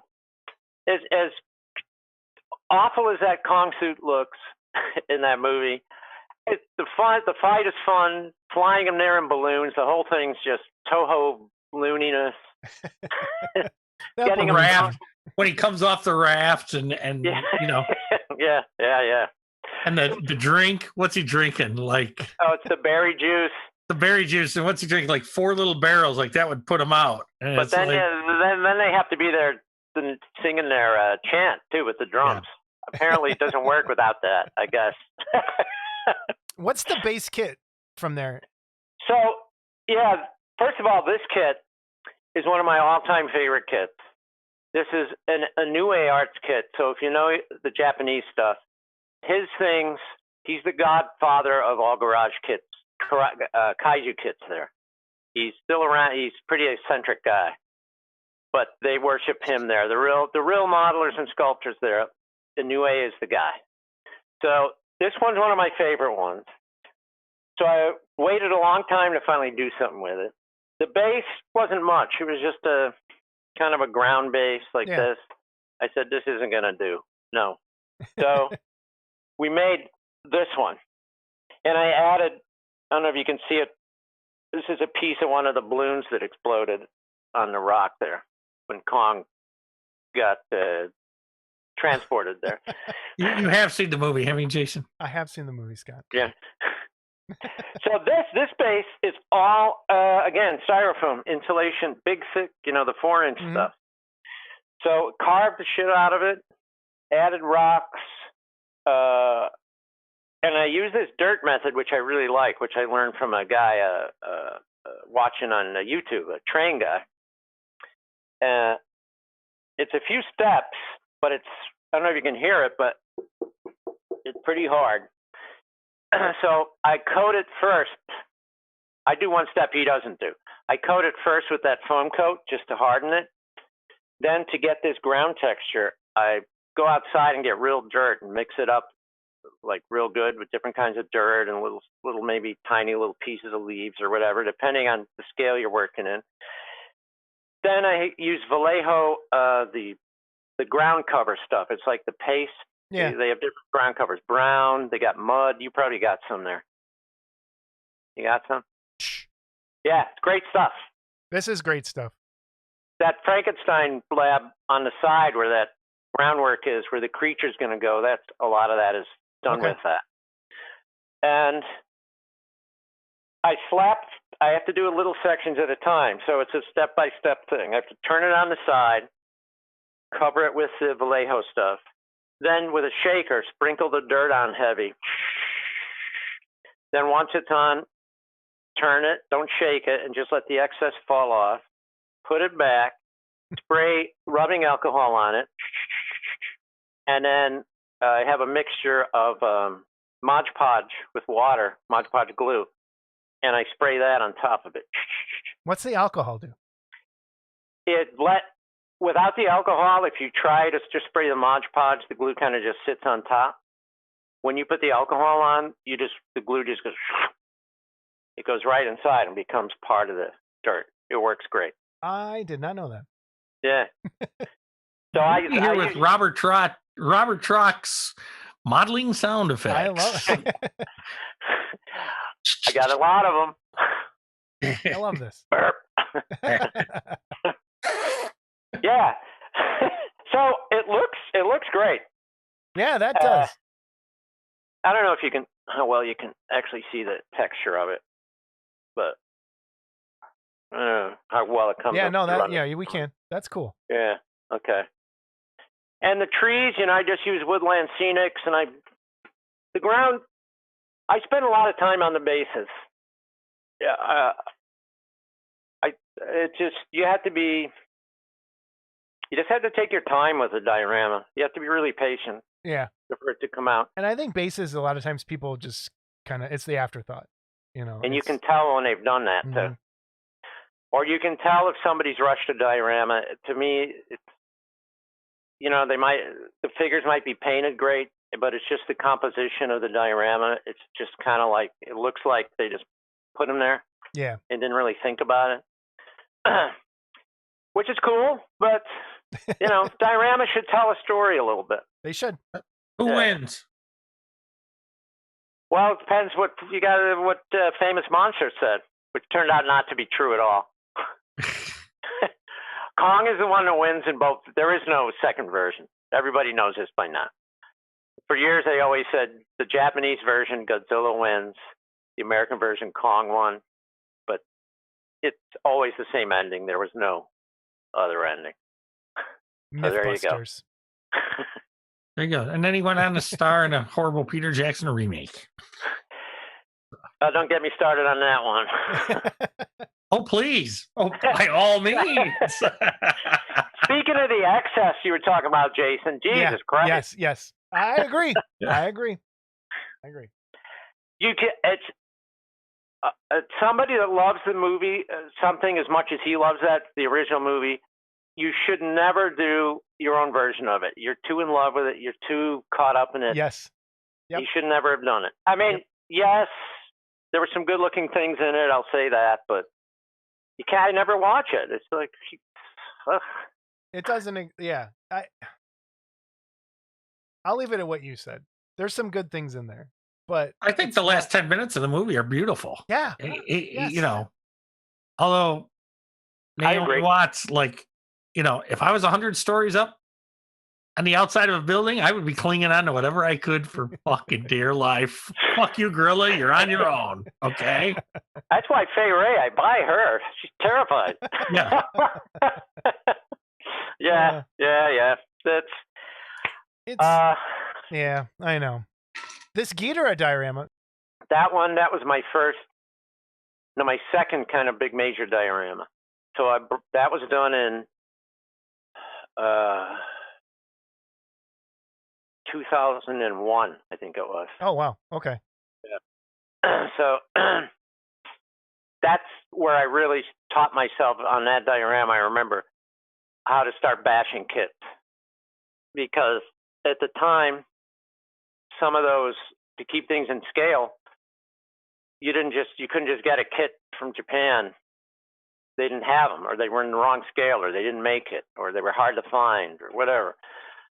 So like that Manda that's wrapped around Ghidorah. That's what I was just looking at. I was like, wow, that's cool. The only one I found was shittily sculpt one from Monsters in Motion. Remember that? I think it was around a monorail. Okay. And I had to cut it all up.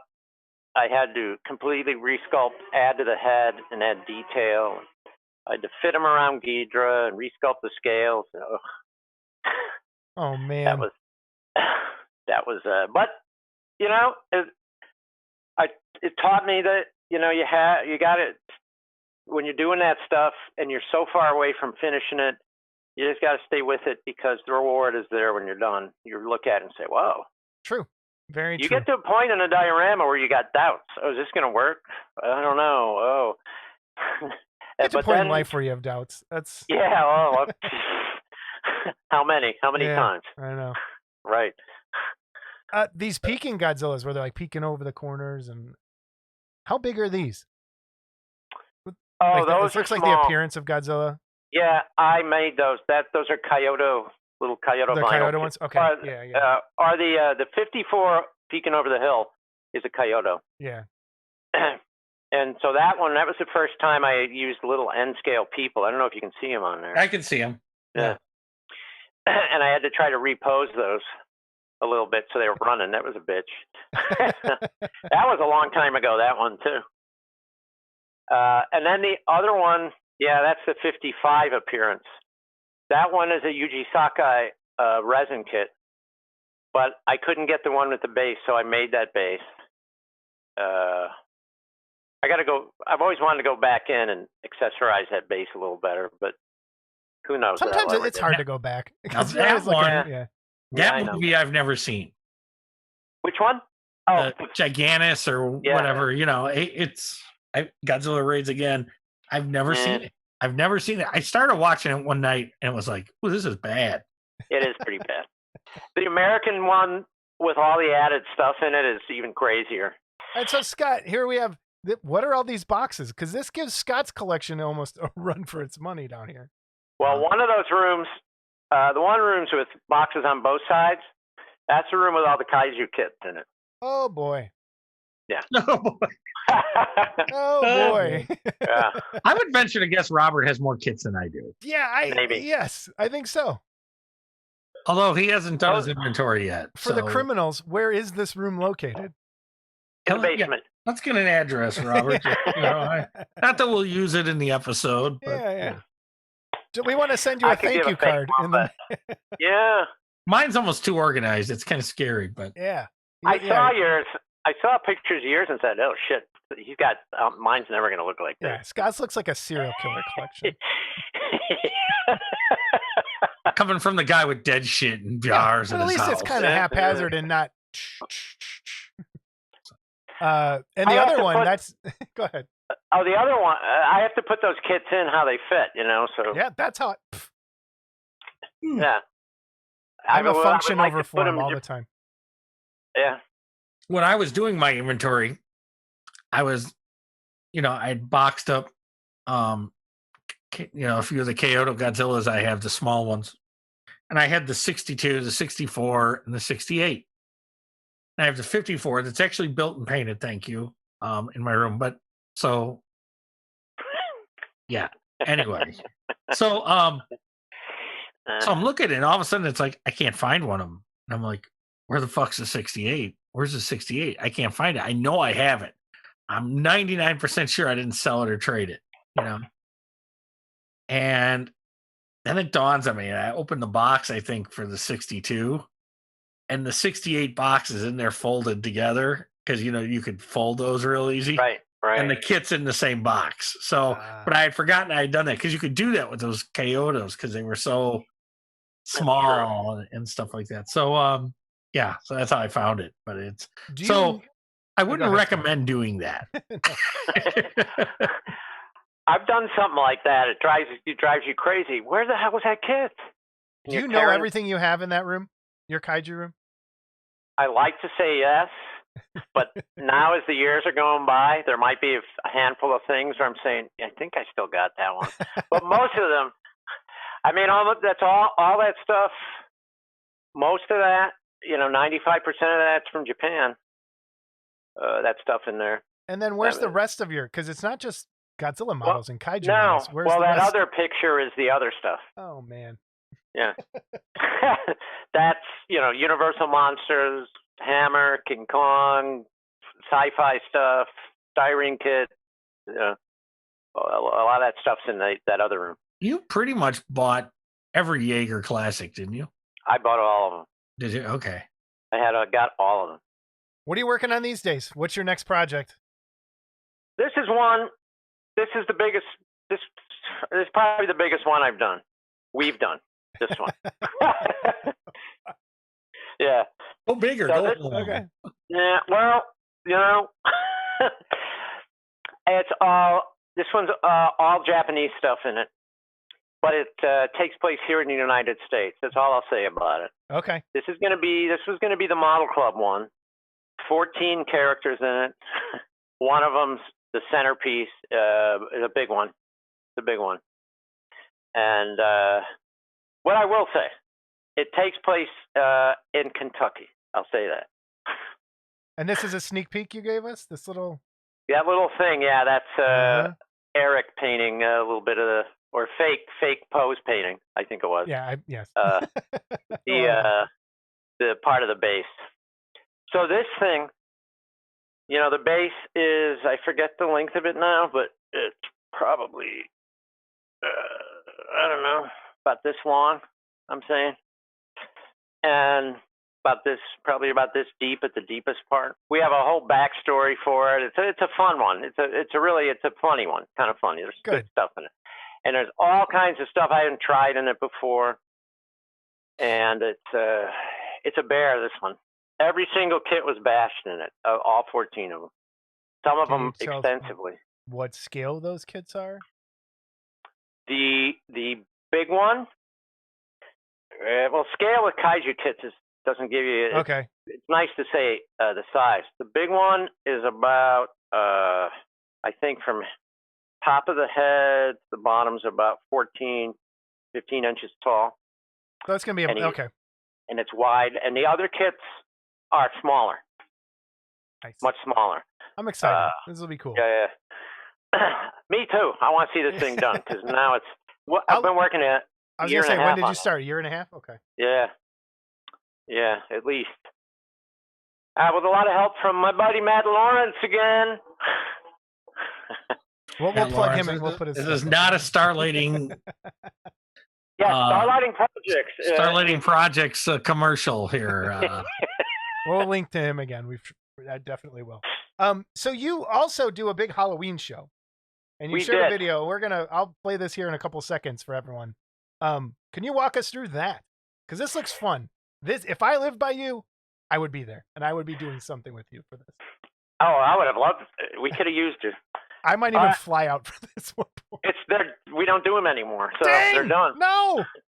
Yeah, they here in Brooklyn, in this neighborhood, Clinton Hill is my neighborhood. It's called.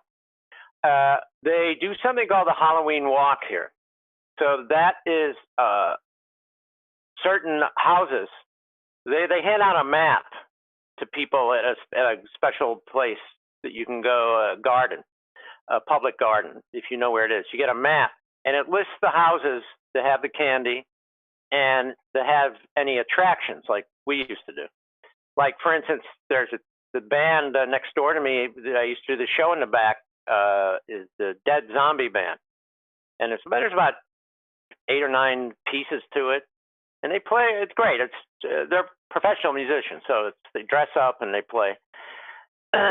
And so we get a lot of people. Some of the houses, if you look at the kids, it's like a bread line during the Depression, waiting for candy. It's amazing. So another house did a big show. Some of the people worked on Broadway and stuff, so they set out a stage out front. The woman has an old mansion converted. There's a few of those in this neighborhood. And she used to do a haunted house, then moved it outside. We just dressed up and scared the kids out front. But then one year I talked to my friend Greg.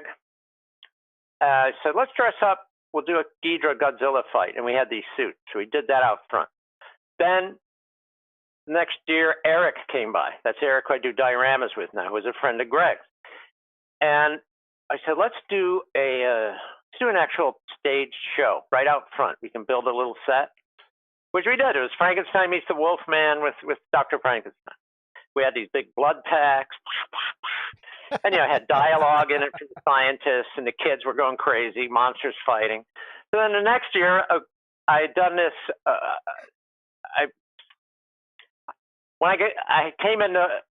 I helped finance this independent movie called Showdown of the God, because they shot some of it in what I used to have. I call my Godzilla room, and it had George Takei in it. So I knew these two writers, and they. Oh my! Yeah, so you say, oh my. So I got to. Well, we shot one night with him.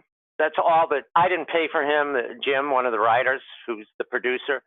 This was like a 14-minute short, 15-minute, or no, maybe it's closer. No, I think it was like 15 minutes short. So the night we shot with George Takei, I was there. So I got to talk with George all night. It was great. He's actually a really great guy. So hanging out with him. And he talks just like you'd expect him to. But why do you love Godzilla so much? I'm not sure. Because he's from Japan. I was puzzled. He didn't seem to care about it. So go figure. So yeah, weird. I met a guy, Chuck, a young guy who liked old-time special effects. He wanted to be part of the show. So we had this core crew. So we repeated. We made a more elaborate set out front. Frankenstein meets the Wolfman. And then we had Dracula in it. And we had this, we wrote a script for it. And we had a little bit of sound effects. We had a guy doing sound effects. So then the next year it grew. And then the next year we went back to the back and built a stage outside. Remember, all these shows are free. They're outside. By the end, we had huge sets. We had a sound design guy. We would go into sound studio and pre-record everything. We had scripts that we start working on in February or January. We start building the suits, the monster suits. We had a wrestling show, which was my favorite, Monsters Wrestling with King Kong as a referee. It was fucking great. We did it 10 years in a row. But the work you had to put into those was just astronomical, and it was expensive. We took donations, but we didn't get enough. Yeah. Oh dear God! It's on his Internet Movie Database. Is it? Yes. Wow. Showdown of the Gods with a Z. It says short. He played Ono. I bet he did. Oh no. If you ever want to see it, it's not that good. It ran out of money, so it just kind of ends suddenly.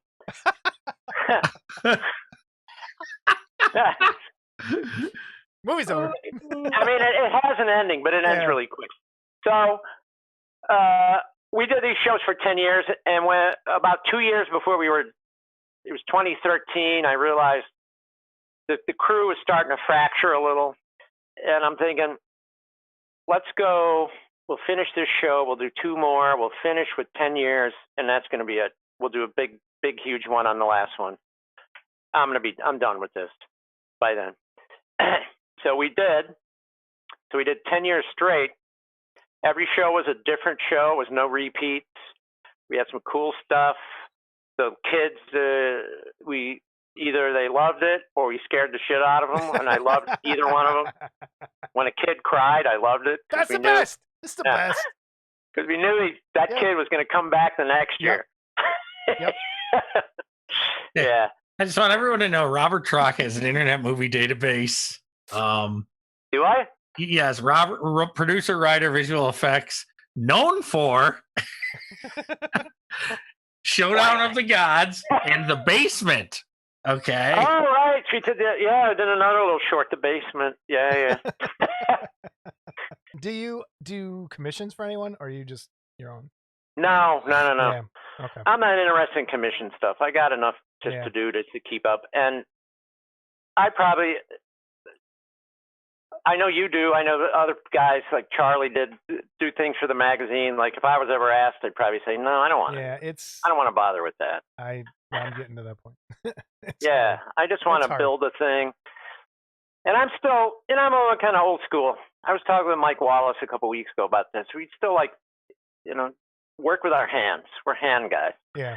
So if I can make certain things, I'll still do it. Even though I got a 3D printer and I've been learning how to use it. And Mike from a Kaiju Modeler, Matt Evangelista and Ed and those guys, he's helping me out with that stuff because he's a whiz at that. But for buildings and things, it's good. But for other stuff, I still like to get my hands dirty. So I'm noticing your library behind you. Yeah. And, you have a lot of omnibuses there. I do. And how do you find reading those things? Because I've got a few of them, and I'm like, how the fuck do you read this thing? Like, if you put it in your lap, your legs are going to fall asleep. Okay. Right. And so, like, I get Masterworks is my thing. I collect, like, the Marvel Masterworks because those they're are cool. Yeah. And I've gotten most of those from the beginning, Oh, well, some of those, there's people out there just collect those, and some of those have been out of print for a long time. Some of those old ones. Mm-hmm. You can, here. Look at this. He's wireless. How do we get like that? What the? Well, this is my, I have to use this for when I do the fitness stuff. Okay. Because I'm moving around, I need a headset. It's a bad sounding mic. Sounds like I'm talking on a telephone, but it works. They do these now, these epic collections. Yeah, I've been seeing those too, and I have a few of those as well. Those are nice, and these are very readable. The omnibuses, the really huge ones, you got to sit at a table to read those. Like that Jack Kirby Sports World, that thing's like a phone book. Yeah. Well, like, which one do I have? I'll look over here. I think it's the Howard the Duck one, and it's like just I have huge. And Thor, the Walt Simonson Thor one. Oh, that's a fat one.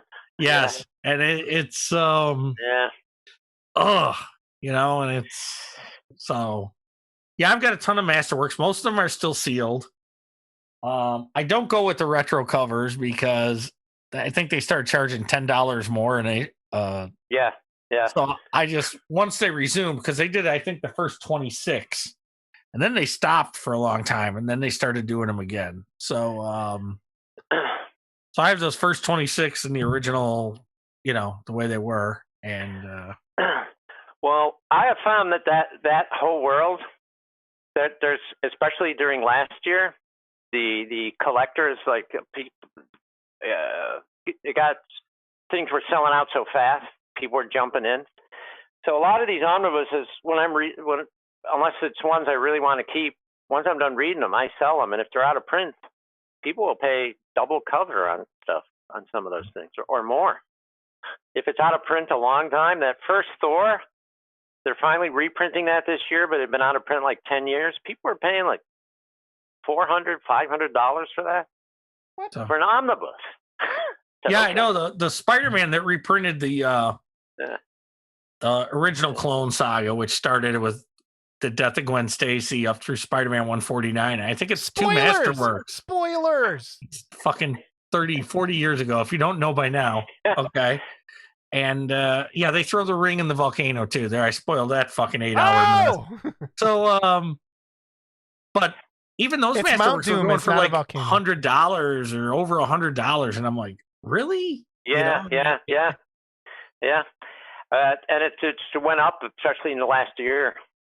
And speaking of comics, the other thing I have, which I don't think I sent any pictures, I got a pretty decent Bowen collection too. None of them are up here. I have that problem too. Yeah. I think I have almost all the busts, with the exception of a few of the variants. Yeah. I actually had a regular Silver Surfer chromed because I wasn't going to pay $500 for the same skull. Right. And I don't have the Sasquatch with the cubed base. I have the other one, and right. And I think there's a few other Bowens, right? Huh? The Bowen, Jason, you know the Bowen statues, right? Yeah. I don't the know Marvel any. ones. So, but other than that, I have most of the busts. I've repaired a couple for people, but I don't own any. Yeah, and then I have I think I had 52 of the full size statues, and that's it. So we're right there, about the same with that. To me, I mean, I used to have some sideshow ones. I sold them all because they take up too much damn room. They're expensive, and to tell you the truth, I like the Bowens better because they look like they stepped out of the comics. Thank you, and that's what I've been telling people forever. The sideshow stuff is nice, but it's the Bowen stuff just looks like it did in the comics. Yeah, and it's cool. I have a few sideshow pieces. I have the I did buy the Thanos on the throne because I thought that was amazing. That was beautiful. The Galactus bust. Do you remember the Galactus bust? Yeah, I thought that was well done. And of all the other things, I have the bullseye. I thought they did a bullseye from Daredevil. And Sideshow the one that Sideshow did? Yes. Yeah. I thought that was pretty good too. So those are the only ones I've gotten. They've done some other ones that I like, but they're always so stylized that it's, I know. You know, they're beautiful. I'm with you. They're beautiful, but yeah. Yeah, I know what you're saying. I have some Lord of the Rings statue. Yeah, no one cares. I don't have any. You know what? Have a garage sale. Okay. Thank you so much for joining us. Yeah. If people want to get a hold of you for any reason, any contact info you want to give out, find you on Facebook or Facebook is easy. You just message me there. That's the easy way. I assume everyone on there is on Facebook. If anyone wants to start a Halloween show in their neighborhood, they should call. Don't. Well, apparently Robert's been executive producer, so if you have some film ideas you want to run by him, maybe you can throw some money at your project. No.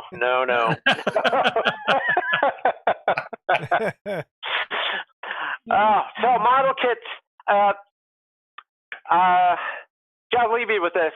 I know you want to finish, but when I saw all the great statues coming out and those McFarlane action figures that were coming out at the time, I saw how well those were done and said to myself, just painting a kid and putting it on a little base on a table, that's not good enough anymore. I got to step up my game. So, diorama. And here we are. Boom. Here we are. Yeah. Yeah. Yep. So, I hope to see you guys at Wonderfest. Are you going to be there this year? You think you're going to go? Oh, for sure. I'm going to bring hopefully 3 dioramas to that. The big one, probably this one, which nobody saw there, and another one that we hope to have done. So can't wait to see you there. Yeah. It'll be fun. It's going to be fun, and you guys were there, so I assume there's a lot of familiar faces weren't. Yeah, But more than I thought there would be. Yeah, I have to say, there was a much bigger crowd than I thought there was. That's true. Based on the pictures I saw, I was like, oh man, I didn't think it was going to be that kind of show. But no, we had a lot of fun. A lot of embarrassing moments. Kind of people coming up to us and like, "You're the model club guys," and it's like, well, can I send you my shirt Down to the Gods? You can maybe autograph it for me. We did give out an autograph photo, I will say. Oh, man. Yeah, it's Scott Johansson mooning me. So, yeah. Yeah, God. Smile for the camera. Love Scott. There you go. Sorry, Jason, you can't unsee that one. Oh, this is fun. Good. Oh, all right, man. Glad we finally did this. Yeah, we'll talk to you soon. And again, thank you so much for everything. Thank you for your support with Model Club in the very beginning. And it's great having you on. It really was. Yeah. Same here. And stay healthy. I mean, you're the healthy one doing push-ups and shit. Well, yeah, he'll be the first one to go. Yeah. I'll be sitting here fat, cancer-free, and there's Troch saying, I did 100 push-ups and that fucker's still alive. He said, Troch had a brain hemorrhage, dropped dead in his chair. Yeah. Boom. All right, man. We'll talk to you later. Okay, guys. Thanks for joining. See you around. Robert. Bye. And we're back. Robert. He's a ball of energy. Yes, he is. I'm surprised he didn't start doing push-ups. I know. I think that's what happens when you exercise and eat well. Yeah. You actually have energy. And he gets up and his shirt fits and he's not fat. Son of a bitch. Yeah. But we hate him. We're editing his interview down to 20 seconds. Yeah. Just Yeah, all right, you're done. It'll just be him smiling, and then no one cares. Yeah. Thank you for joining us tonight. It was cool, and I cannot wait to see what they're working on next. I think it's going to be huge and crazy as always, and it's exciting. We'll see him at Wonderfest if everything goes well. But all right, emails and corrections. All righty. I don't know where to start putting these things, so we're moving it down to the emails and corrections, and I think we may have to put, and I'm not trying to make light of this, I'm dead serious about this. We may have to start like an obituary section, because it happens every episode now, and I don't want to do that, but I don't want to start the show with it anymore because it's so just depressing, and to start like that, it's hard. And we lost 2 more people. Dennis McDougal we lost before, but we didn't have any details until this episode. So Scott, I don't know that I knew Dennis, but when I see him, I know I've seen him at Wonderfest and stuff. And he was on the Clubhouse. I believe he was McD, and so I know he posted. He had a presence there, and from what I've read, everyone has good things to say about him. And his daughter Elizabeth just did this drawing of him, and I think it was fitting that we could share that here. And I'm sure they're all still touched by their loss, and we're sorry for your loss. And we were friends on Facebook, and when he posts stuff, I'd see it, and it's like one of those guys. It's just, and again, it's weird how the hobby has its circles where you kind of don't mingle with other people sometimes, but when Facebook comes in, you'll see everyone's posts, you'll recognize a name on the Clubhouse, and it's sad. So Dennis, sucked to have you gone. Along these same lines, I got a message from Mark Worthling. I think he knew we were recording today and wanted to make sure we got this in there. But John Harding passed away as well and lost his battle with cancer. And another guy that's been around forever, and it's just getting, I have a feeling this is going to be happening a lot more, and I don't really know what to do with it in this part of the show. But John Harding, anything you want to say, Scott? I didn't. Again, another name that was out there that I knew who he was, and he was really active on the Aurora boards too, if I'm not mistaken.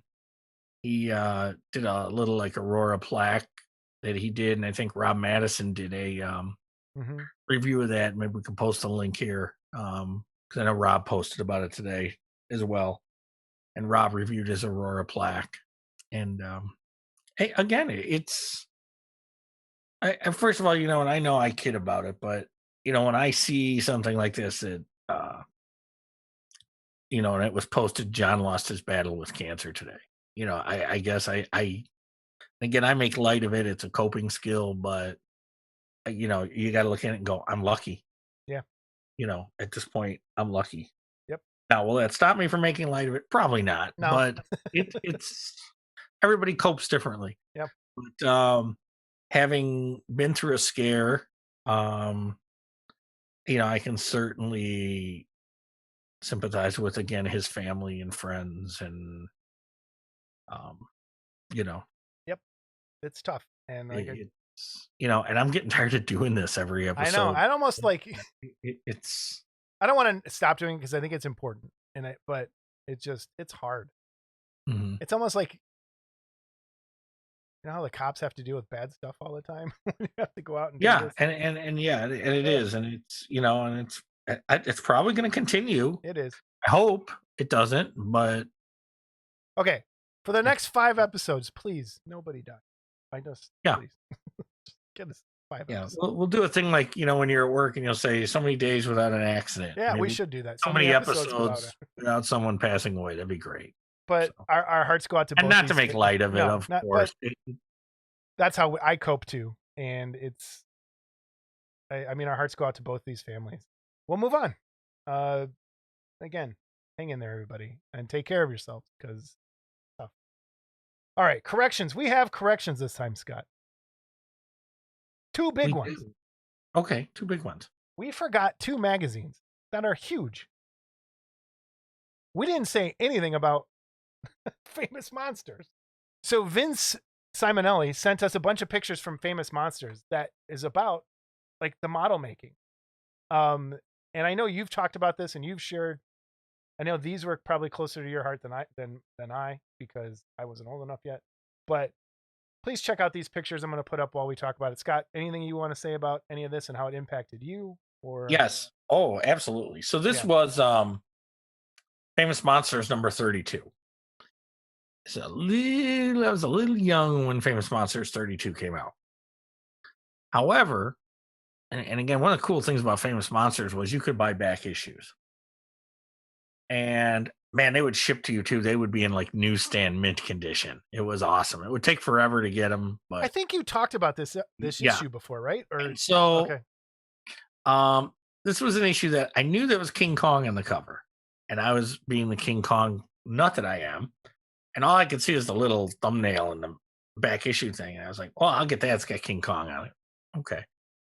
And so when I get this thing, to my surprise, and because I had already, done Aurora models and stuff, it has this contest in it. And again, because I would, and I've talked about this, I played with my monster models because there were no figures really. I was like, man, to build one of these dioramas and be able to play with it, especially the one that's under the Monster Maker board, where the Phantom's coming down and the Hunchback and the creatures in the corner in a tube. I was like, man, that would be so cool. I could just play for hours with that, So yeah, this was really, kind of inspiring and got me, loving Aurora Monsters just a little bit more again. Yeah. So, and just look like, I love the work that went into these dioramas. You could just like that King Kong in the train. It's just so cool. And to be done with an Aurora kit, like, come on.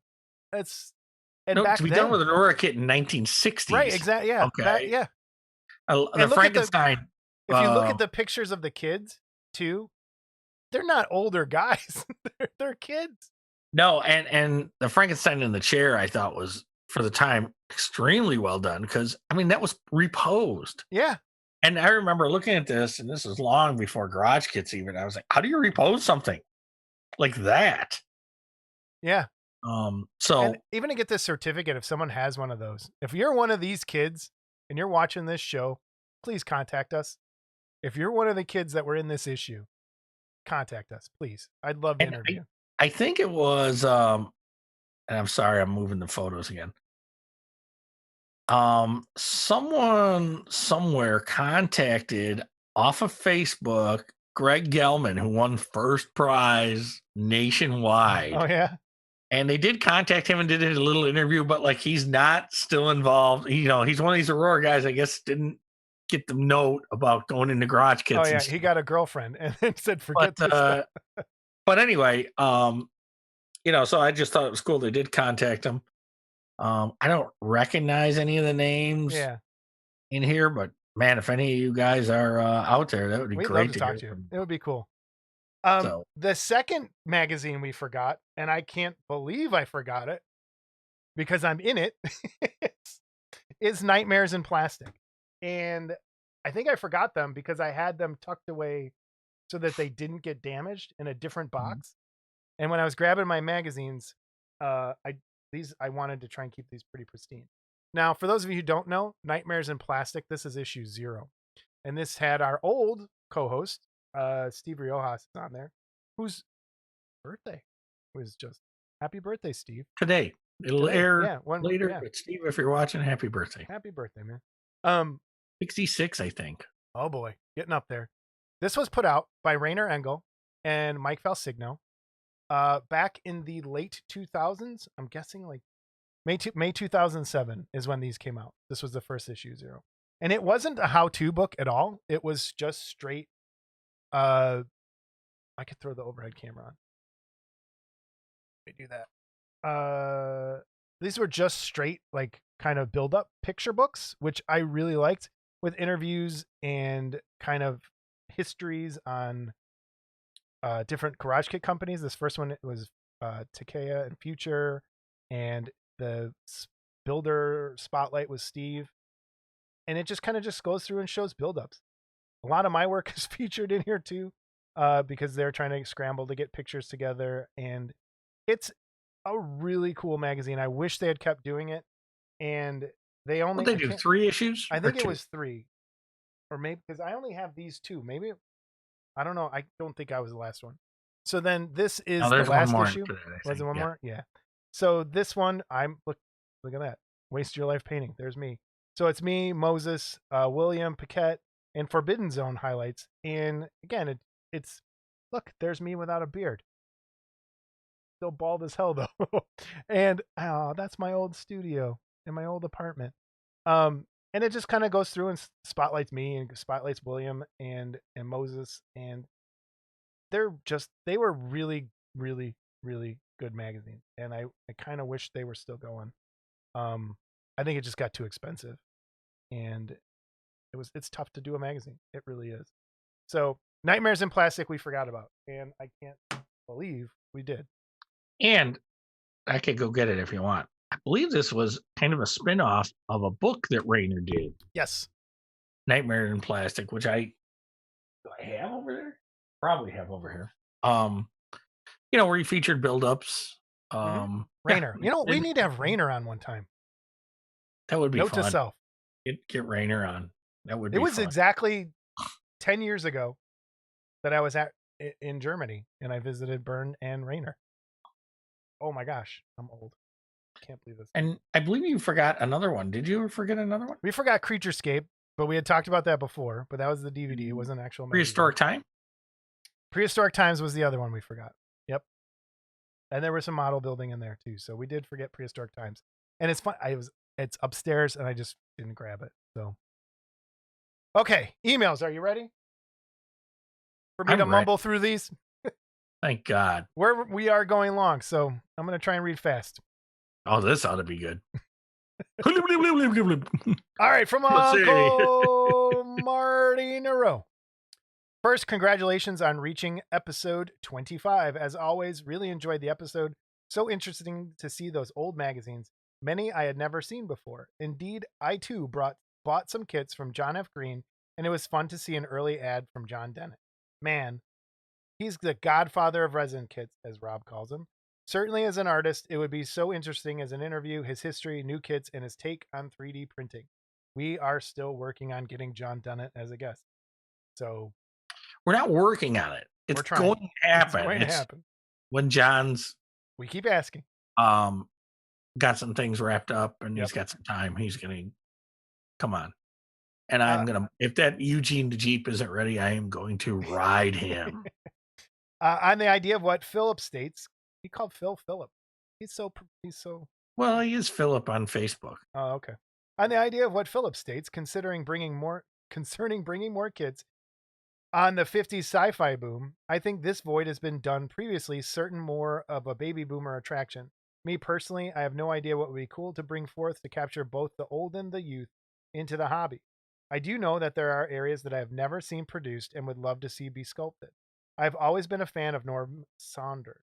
Who's Norm Saunders? I don't know. I'm going to get beat up by Marty in an email. Am I supposed to know that? Am I supposed to know? No. Do you know who Norm Saunders is? I'm going to tell you in a second. Oh, you're Googling. That's not fair. That's my job. I'm stats. I originally discovered his work in 1966 when I was 7 years of age with the Batman gum cards. I would love for someone to do a Norm Saunders Catwoman. I would love to see more characters from the pulps and movie serials, but again, very much aware that this is more of an old generation interest. Other ideas would be creators of the comics. A Steve Ditko or Jack Kirby sculpt would be cool too. I agree. More of those. So Norm Saunders did the art for the Batman cards. Gotcha. That's kind of what I figured as we and he was actually here's where we're going to feel like dummies. Norm Saunders was a prolific 20th century American commercial artist. He's best known for his paintings in pulps and he's done some wacky packages, Mars Attacks. So cool. Is there a lot of Jack Kirby stuff out there? Isn't that what Cipriano's doing? Well, yeah, and a lot of guys kind of sculpt the characters in style of Kirby. Bowen actually did a bust of Kirby, which I thought was cool. That is kind of cool. And unfortunately, and it would probably be dangerous to do, but if someone could do a Stan Lee bust or a Kirby bust in the style of the bust George does with the stuff on the base, have the characters on the base, that'd be really cool. Those would be cool. So all right. Again, I think you're barking up a cease and desist tree there. Yes, So you better get them out quick. Yeah. From Philip. Hello, boys. Seems like only last year that you started this insanity. No, wait, it was a year ago. Happy belated first birthday. I saw the balloons, party favors, but where was the birthday cake? I don't like cake that much. You like cake? Yes, you do. Look at you. What? You guys didn't watch any movies? I watched one on Amazon Prime titled Parallel. I guess I'd label it as a suspense thriller. It involves traveling to and from a parallel universe via a mirror. That sounds also known as Alice in Wonderland. Yeah, I had my doubts when I read the description before I watched it, but I really liked it, and I think you will like it. All right, I'll check it out. Scotty, I'm so proud of you for finally building something and creating those customizing pieces for the Wacky Racers Dragon. Look at that. I know they do it in Hollywood, but for the newbies in 3D printing of figure kits, is there a way to scan a three-dimensional figure to create a 3D file for printing? Yes, and someone is doing it right now. We'll talk more about that when I think we do our 3D episode. Yes, because there's and there is a way. I do know this. I do know that a good scanner is really expensive. But I just saw someone. There's a video. You can buy a scanner for your phone and scan things with your phone and then print them out. There was a YouTube link for something that I'll have to look into it. Really? Yeah. There's an app. There's an app for it. Of course there is. As for figure models of monsters from the 80s B movies, or should we say Jason's favorite slasher movies? I'm not a huge slasher fan. I'm not. But I digress. Yes, there were kits made for a lot of 80s movies, as earlier mentioned, the film Humanoids for the Deep. Right off, I can think of 3 made from that movie, which is, I think, true. 1, a bust from Alternative Images offered. Another full figure and dock was produced from Dimensional Designs. And lastly, one that I think was spot on was produced by a company called Morphogenius. I like that company. They had good stuff. Morphogenesis. Morphogenesis. Morphogenesis. It's Morphogenesis, you genius. Morphogenus. Morphogenesis. My dyslexia sucks. Morphogenius. You're a morpho fucking genius. Leave that in, you moron. Okay, God. All these years I thought it was Morphogenius. Genus. Like genus as in like species. They also offered a deluxe version of that kit with a nude female victim, which the modder could customize as Miss Salmon. If you have seen the film, yes. My hope is that someone would produce me My hope is that someone would help me complete my collection of a Paul Blaisdell monster figure kits by producing a Voodoo Woman kit, a Ghost of Dragstrip Hollow kit, and a bust of Umbrella Creature over the Doctor's head from the film Not of This Earth, not the Tracy Lord remake. I'll go for the Tracy Lord one.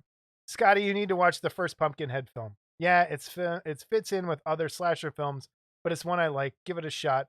Finally, I enjoyed the Peter Jackson second ending. You need to include some of those after the viewers gallery on an occasional episode. We put them on a lot if people make it that far. All right, this is from Mark Bennett. Since you're planning to do a resin printing episode soon, I shall share a thought that recently occurred to me concerning that very topic.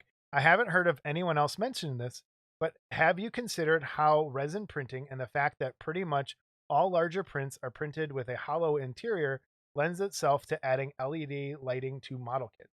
And in fact, that UV resin comes in a lot of different semi-transparent colors, and suddenly making that campfire flicker or evil tattoos on a demon glow a ghostly green becomes a lot easier to accomplish.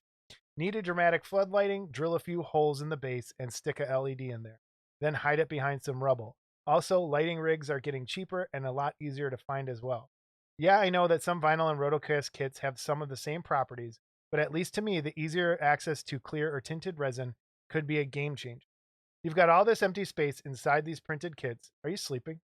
Hmm? You've got all this empty space inside these kits anyway, so why not print some of them, at least some portions of them, in a tinted resin, or plan your build of the kit in such a way that puts that space to good use. I agree. And I just saw somebody talking about how to mix white and the beige resin, I think it was, or no, white and the smoke colored to create like a light bulb color. So it's not completely clear and it's not white, and it gives you kind of that. So yeah, you could play around with that and print a lot of that stuff. So it does give you different effects. And I think that is really cool. And it is a lot easier to get through a 3D printed kit than it is a straight resin kit if you're trying to throw wires into something. Absolutely. And finally, from Logan Taurus, the giant claw, that friggin' cheap puppet. Yes, you can see the strings holding that piece of crap up. And they made a model kit of it. Really? It's one of the worst B movies. Reptilicus, that cheap foam lizard. You can also see the string making movie. So bad. And a few model kits made of it. The one movie called To Hell Tobungaya, the giant tree monster. It's a wonder that guy didn't fall on his face in that suit. Crawling eye. Oh, let's make a movie with a giant eyeball. Yeah, we got the budget for that. And yes, there's a model kit for that. How about the creature from the haunted sea that prize a green mass of some shape that had a ping pong ball eyeballs, and somebody thought that would be cool to make a kit of that. It Conquered Earth, the giant red cucumber. So precious, numerous kits. Fandom from 1000 Leagues, a leftover suit from Outer Limits, and an added to pull off. It's different. It looked like a costume that was rotting away. I think that is a kit. And let's move forward to the late 60s, War of the Gargantuas. Now I'll admit, I've seen this recently. Bigfoots with mange. They like to wrestle with each other. There was no mention of WWF in this movie. Another one grows for others. You hear that, Mark Worthling? I know. Hear that? Mark Worthling, do you hear that? Another one grows from other one's piece of skin or toenail that floats to the ocean. How special. Numerous kits of this. Why? Some act in this movie. Some act as if this movie is high cinema. What are people smoking? The giant monoliths of that stupid magic bro rock movie. I wonder somebody was on decided to make that movie. And sadly, there's a kit of that. LOL. There are so many bad B movies, maybe grade Z movies, that kits were made of those movies. And 80s gets largely ignored. Why? Is it some kind of bad thing to make 80s boo movie monsters? There's a lot out there to choose from. Is somebody willing to do this as a kit? I do think Scott needs to watch a Child Play movie with Jason. All the Child's Play movies. In one weekend with a life-size Chucky doll sitting next to Scott. That will talk to him. So much fun. And then he has a follow-up. It's like a sentence. Because I don't spend enough time with I Jason. know. However, there were a handful of B monsters that were good. The Thing. Yes, Scott hasn't seen it yet. Sigh. And This Island Earth and Forbidden Planet. And yes, Ray Harryhausen. I grew up with his movies and enjoy them time to time. But X Plus and a few others overdid that genre of movie. We need a fresh perspective in this hobby. I know 80s are old now. It's being sadly overlooked. It's a good place to start. Yes, boo movies in the 50s and 60s started this hobby in the 90s. That's been 30 years now. It's time to move forward with this hobby. This is Logan Taurus. So, if you want to answer Logan's beef, send us an email. And those are not the thoughts of Model Club TV. Those are Logan. All right, Scott, did we solve any problems? No. No. Yeah, I didn't think so. Take care, everyone.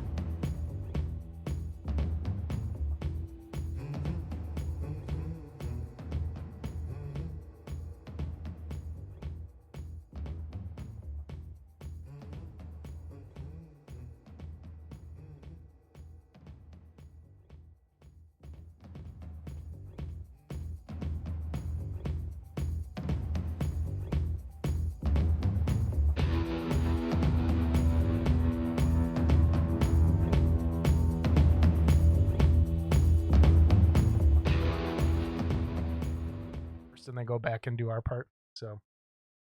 Okay. Yeah, that gives the real joy. Such a man. We got, yeah. Do you have time for two nights a month there to come on and do this, or is that? Well, yeah, go ahead and replace me. Like he's got any talent. What's he gonna do? Push-ups? Okay. Have you seen these videos? Oh, you'll see. You'll see. Oh yeah. Uh huh. All right. Here we go.